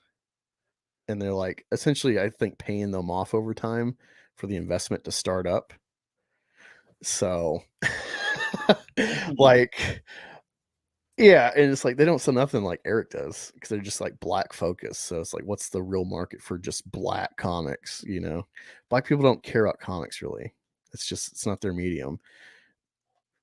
They're more interested in like Fast and Furious or something, and that's a floundering franchise. So you know, like well, yeah, I already think I know with you, but yeah, pineapple does belong on pizza. I love a good Hawaiian pizza. Pineapple and ham. I don't put it with anything else. that. Pineapple's good. It's a good it's probably because the acid, it actually complements pretty well with pizza sauce and ham. But yeah, I'm a pro. I'm not a traditionalist. Like, I like normal pizza, but I like people experimenting with pizza. Pizza is just a template to play with. There's no set, this has to be whatever. Now, if you're selling me supreme pizza and then it's got like Alfredo sauce, I'm like, this is not It's not a supreme pizza. This is an Alfredo pizza with random stuff on it. So, I mean, I have my limits for my own taste, but yeah, pizza. Like I love Red Lobster pizza, the appetizer pizza, because it's a Mediterranean pizza. It's not a pizza sauce pizza. This one's controversial. I don't want to lose any of you guys for this, but we gotta be honest about it. Yeah. Pineapple on pizza. Yes. Yes. Yes. Yes. Yes. Yes. No, Yes. it's a little sweetness with the savory. I like it. Yeah, I love it. It's pineapple on pizza. It's delicious. And pineapple's really good for you. If you just Google it, it's worth it. They're talking about sperm. Supposedly, it makes your sperm tastier for the blowjob giver if you eat some pineapple beforehand. I think it's just fruit in general, though. But I guess pineapple is like the whammo fruit for that. But yeah, that's we're meeting the Saskas, getting to know the Saskas. Were you happy with that, meeting the Saskas? I don't think we learned anything new. It's nothing. Let's see what the replies are. There's 57 replies. Let's see. Yes, the Council of Pineapple Pizza is expanding. Welcome to the fold. Oh, there's the Second Street. I thought he was a mod. Shouldn't that show up in the comments? Oh, maybe he's not a mod on this channel. Saskas are my official. Probably on his channel, not on the Rick Rivers channel. Right. That's what I said. A lot of people talking about the pineapple pizza. Which that should say a lot if this is like the big comment takeaway. So much pineapple in these comments.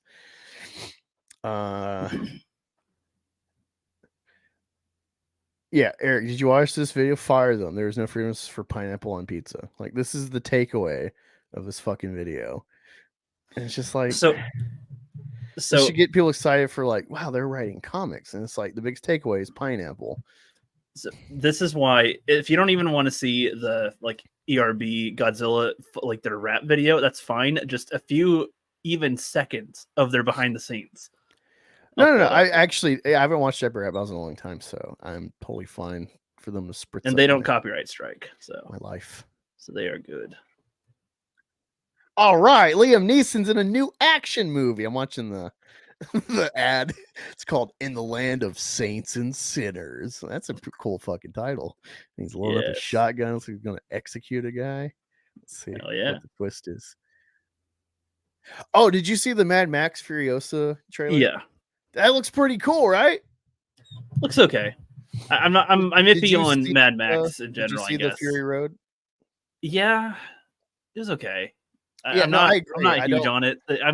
It's very like there's things that I like about it, but I'm not in it much. So it's she looks awesome. Like she looks fucking awesome, and Anna Taylor-Joy looks fucking tight.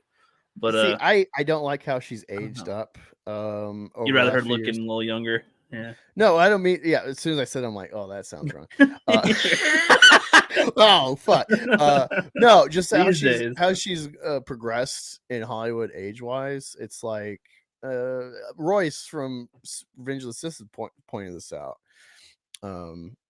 Like they have an angle about like this is what Hollywood does to women, But no, in The Witch is how I found her, and she looks great in that. She's natural beauty.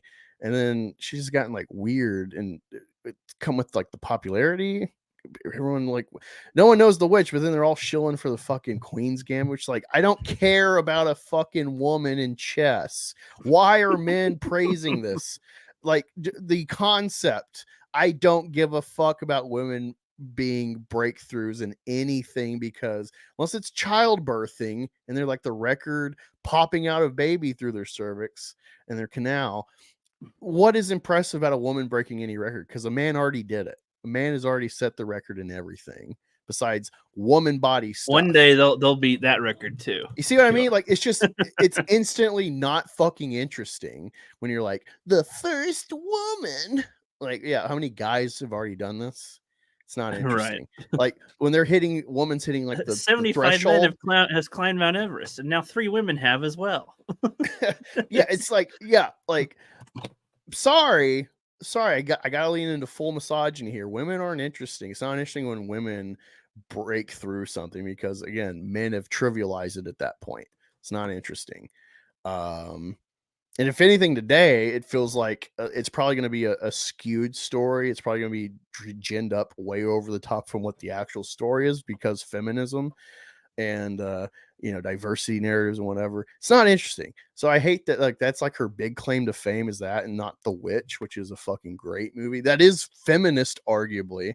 I don't take away any feminist crap from that movie, but I could see how people spin it that way, and how it's like she's kind of rejecting this patriarchal system, and then she finally finds like a home with witches thanks to Satan. Like, I like it.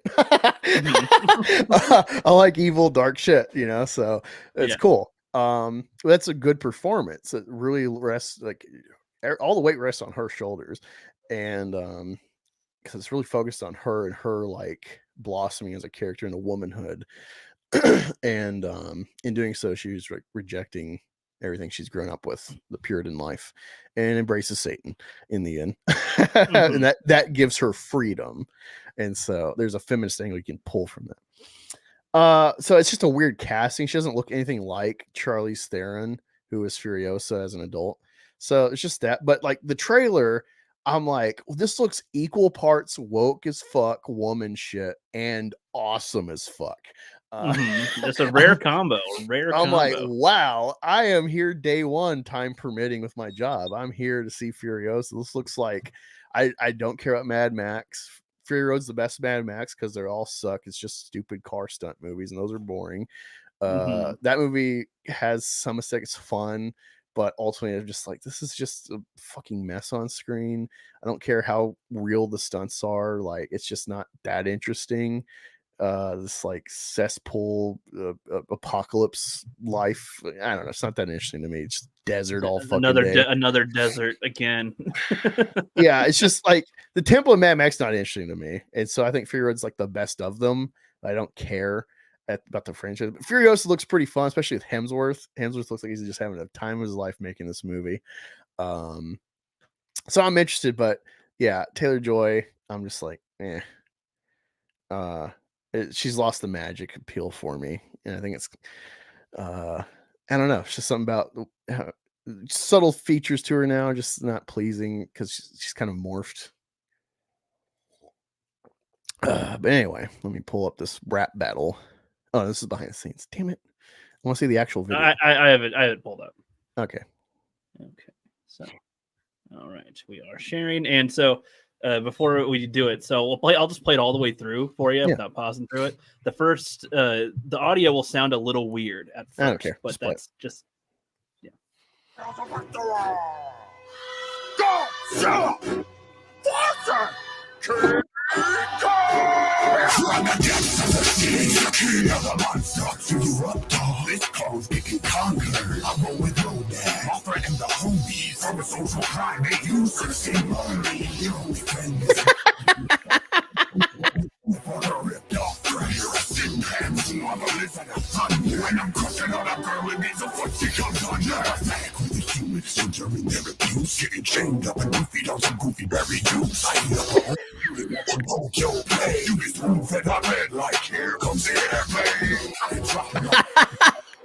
this is good. Oh fuck, they went there. The only game I play is Rampage. We'll see folks beauty, cause this piece that you trust ain't pretty. Oh, when your ass braided hanging with these monkey bars. You ain't got punchlines, you barely even got arms. You came off the bench for Frankenstein, first time you made a movie. And I dumped on you like Barkley at the base of Mount Fuji. Flesh facts, cankles, you can't fill since yourself. So they bring the mammal and the nurture fills back to hell. Don't you coast to me, I'm as old as Death Row. Ripping RKO, and we don't have to Toho. Saints wonder of the world and the word when I rhyme. If you think you're mine, can't compete with mine. Just like your batting which captains your words don't match your action. You weren't even the bombest monster from the CG was cracking. I could stay in your land and horizon, goldfish and rice. Come to New York and King Kong, a bing bong, fuck your life. You must be from Hollow Earth, all your threats are empty. I could bring you out of breath. Don't get me, monkey. That's some shit you just threw. What kind you come back to Pacific Rim 2? This can't stop standing Manila. You couldn't measure up to the sin of Godzilla. Stick your tongue wrestling T-Rexes and sea snakes. mates. You're such a cute Jack Black's in your remake. Tighten your fish lips around tenacious ski way to rap Godzilla. More like brave me. Japan, you were a metaphor for nuclear war. But in Hollywood, they left your balls on the cutting room floor. And then the 90s didn't make you any cooler. What kind of pumpy chump gets pumped by Ferris Bueller? So go ahead and glow blue. I'ma make you cold blue. I'm an oxygen destroyer, and now you're all doomed. Oh, you shouldn't try to talk about the atom. The beast to be from 20,000 fathoms. Couldn't fathom. You could come at me with Iron Man and so I'll still destroy. I'm bigger than riches and I'm swinging digits and triplets like Victoria. My voice cuts deep like I'm rubbing on a double bass. I spit the words for Turtle Island into Pompeii. Serving up some animated rabbit fur combat. It's the saddest death of a gorilla sits around me. Damn, I just Oh, man. Salt like some cold that kaiju haiku. See me out do like I did to Mechanical. Fuck you and the blues you roll in on. Anyways, I was more disappointing than your anime. Like 98 is just another egg you lay. You ugly motherfucker, still don't know how you got pregnant. Your whole suit's a mirror rubber. I no fear of Gojira. I ain't here on no monsterverse. The only Honda vehicle that don't retain a war. There'll be no victory dance. Your cheap hands will lead no sense. If you drop kick at me, I'll shove a tree on your neck. On the apex straight, eight brain with the eight ass. Like all monsters attack their about to recycle crap. This awful gorilla won't be bringing no silver bass. Just a running Christian, even dead since the first ass. Oh, they both had good disses, but Godzilla's like Godzilla really kicked stuck. his ass. It really, yeah. Godzilla Godzilla's- kicked his ass.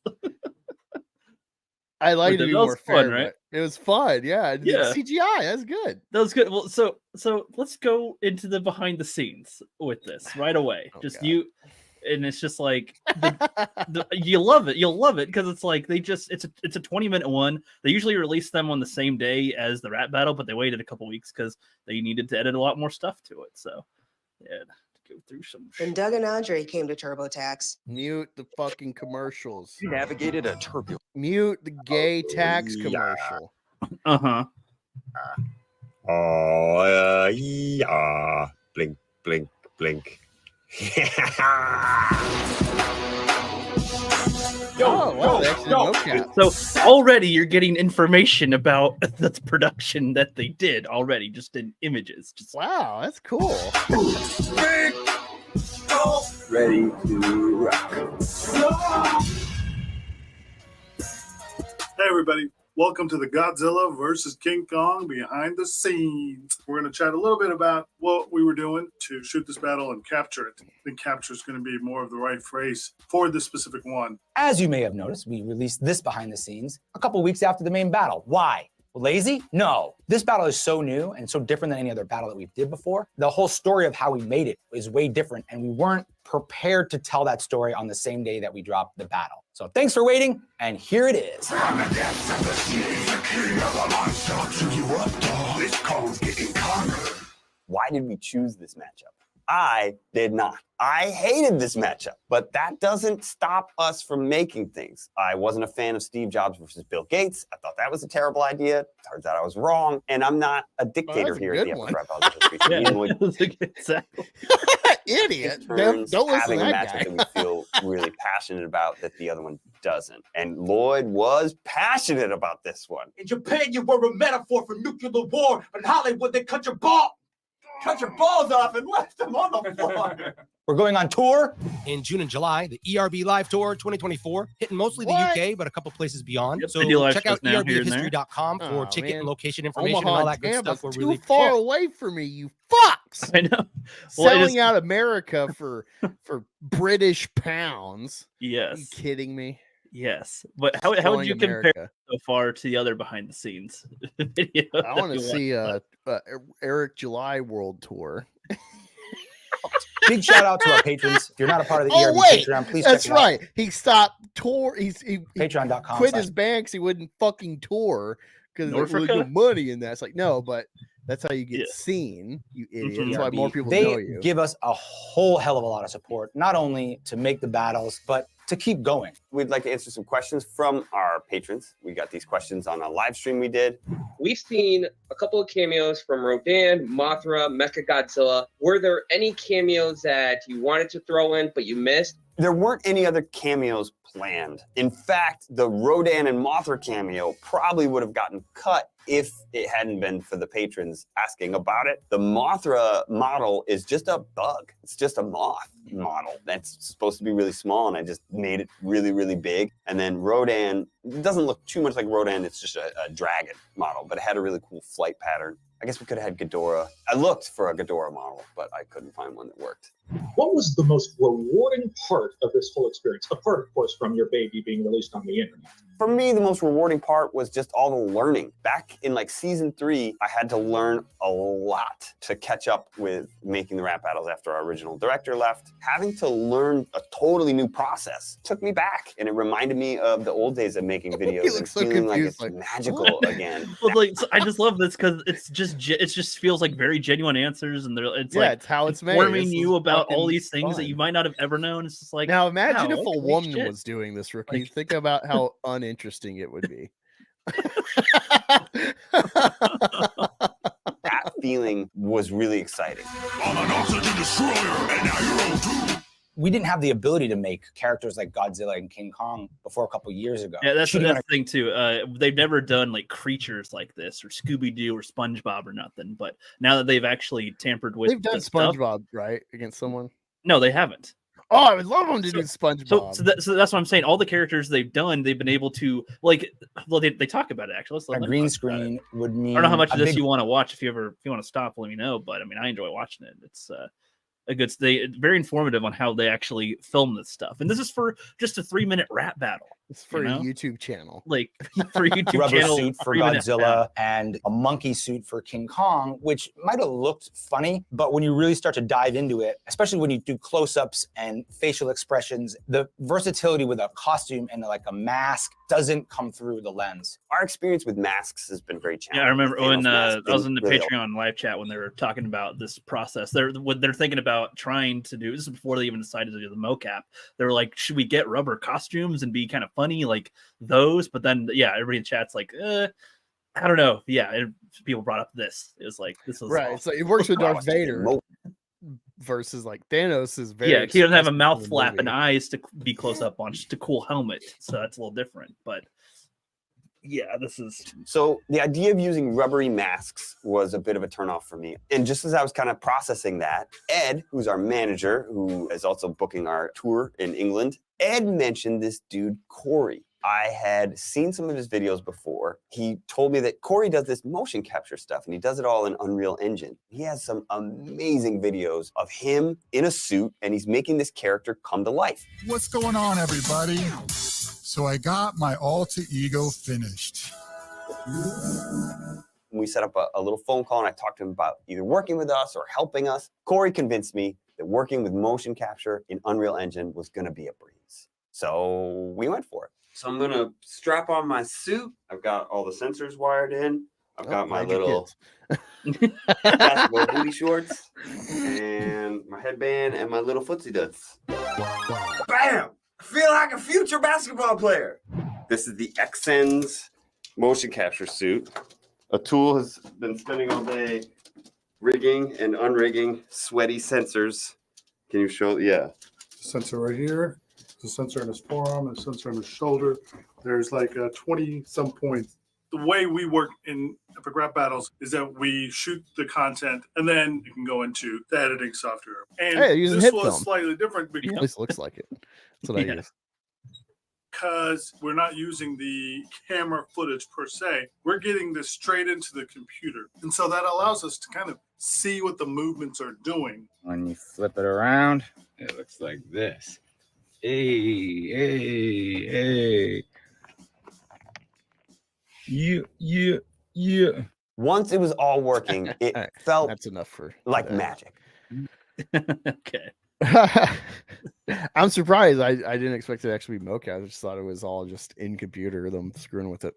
But yeah, I mean, I just found it interesting because they talk about a whole bunch of things going into their production. Again, a 3-minute Oh, production, man. and it's just a little rap thing. They go into all the research that they did for it, how many movies they had to watch, and which type of Godzilla and Kong they went with for it, because there's so many different types. And what they did. It's like you've learned about that in this type of video, which is what they're for. This is Yeah, what no, they I are love it. for. So you can see my frustration when we see their video when they're like, it was so magical. Not one of them said it was so great working with Lloyd and Pete and the director and what never comes up. It's just here's the stuff. Here's what we're doing. Oh, you're talking about the Yaira behind the scenes. Yeah, because that was nothing. It was great working with people and blah, their creative world or whatever. The creator created a creative world. Okay. Yep. Yeah, no. But no, it's fun. Glad to be back on schedule. I was really trying to do stream last week, but didn't work out. I slept like 10 or 12 hours. Yeah, you overslept last week. That was I was why. late for Right. work. That's how bad it was. I just needed to reset. But yeah, I gotta work tomorrow. So appreciate you hanging out with me. See you next week, possibly sooner, in a video or an impromptu stream. Go check out me and Godfo, Dan. We were hanging out, talking about Dune. What, Saturday? Yeah, that was fun. It's fun talk. I love the places me and Dan can go streaming. Yeah, definitely check out his book if you haven't. I need to update the linking on there, but yeah, look up Godfo Universe. You can find them on Indiegogo. I think the store's still open. I got to read that book. I've read about 20 pages. I like it. It's a big manga. I didn't expect it to be. It's like twice the size of ISOM. It's a big book, and it's full size too. I thought it was gonna be like a small manga book, like dimension wise, but fun stuff. But yeah, go sub to Rookie Critic if you haven't already, and talk to you next week. Almost hit leave studio.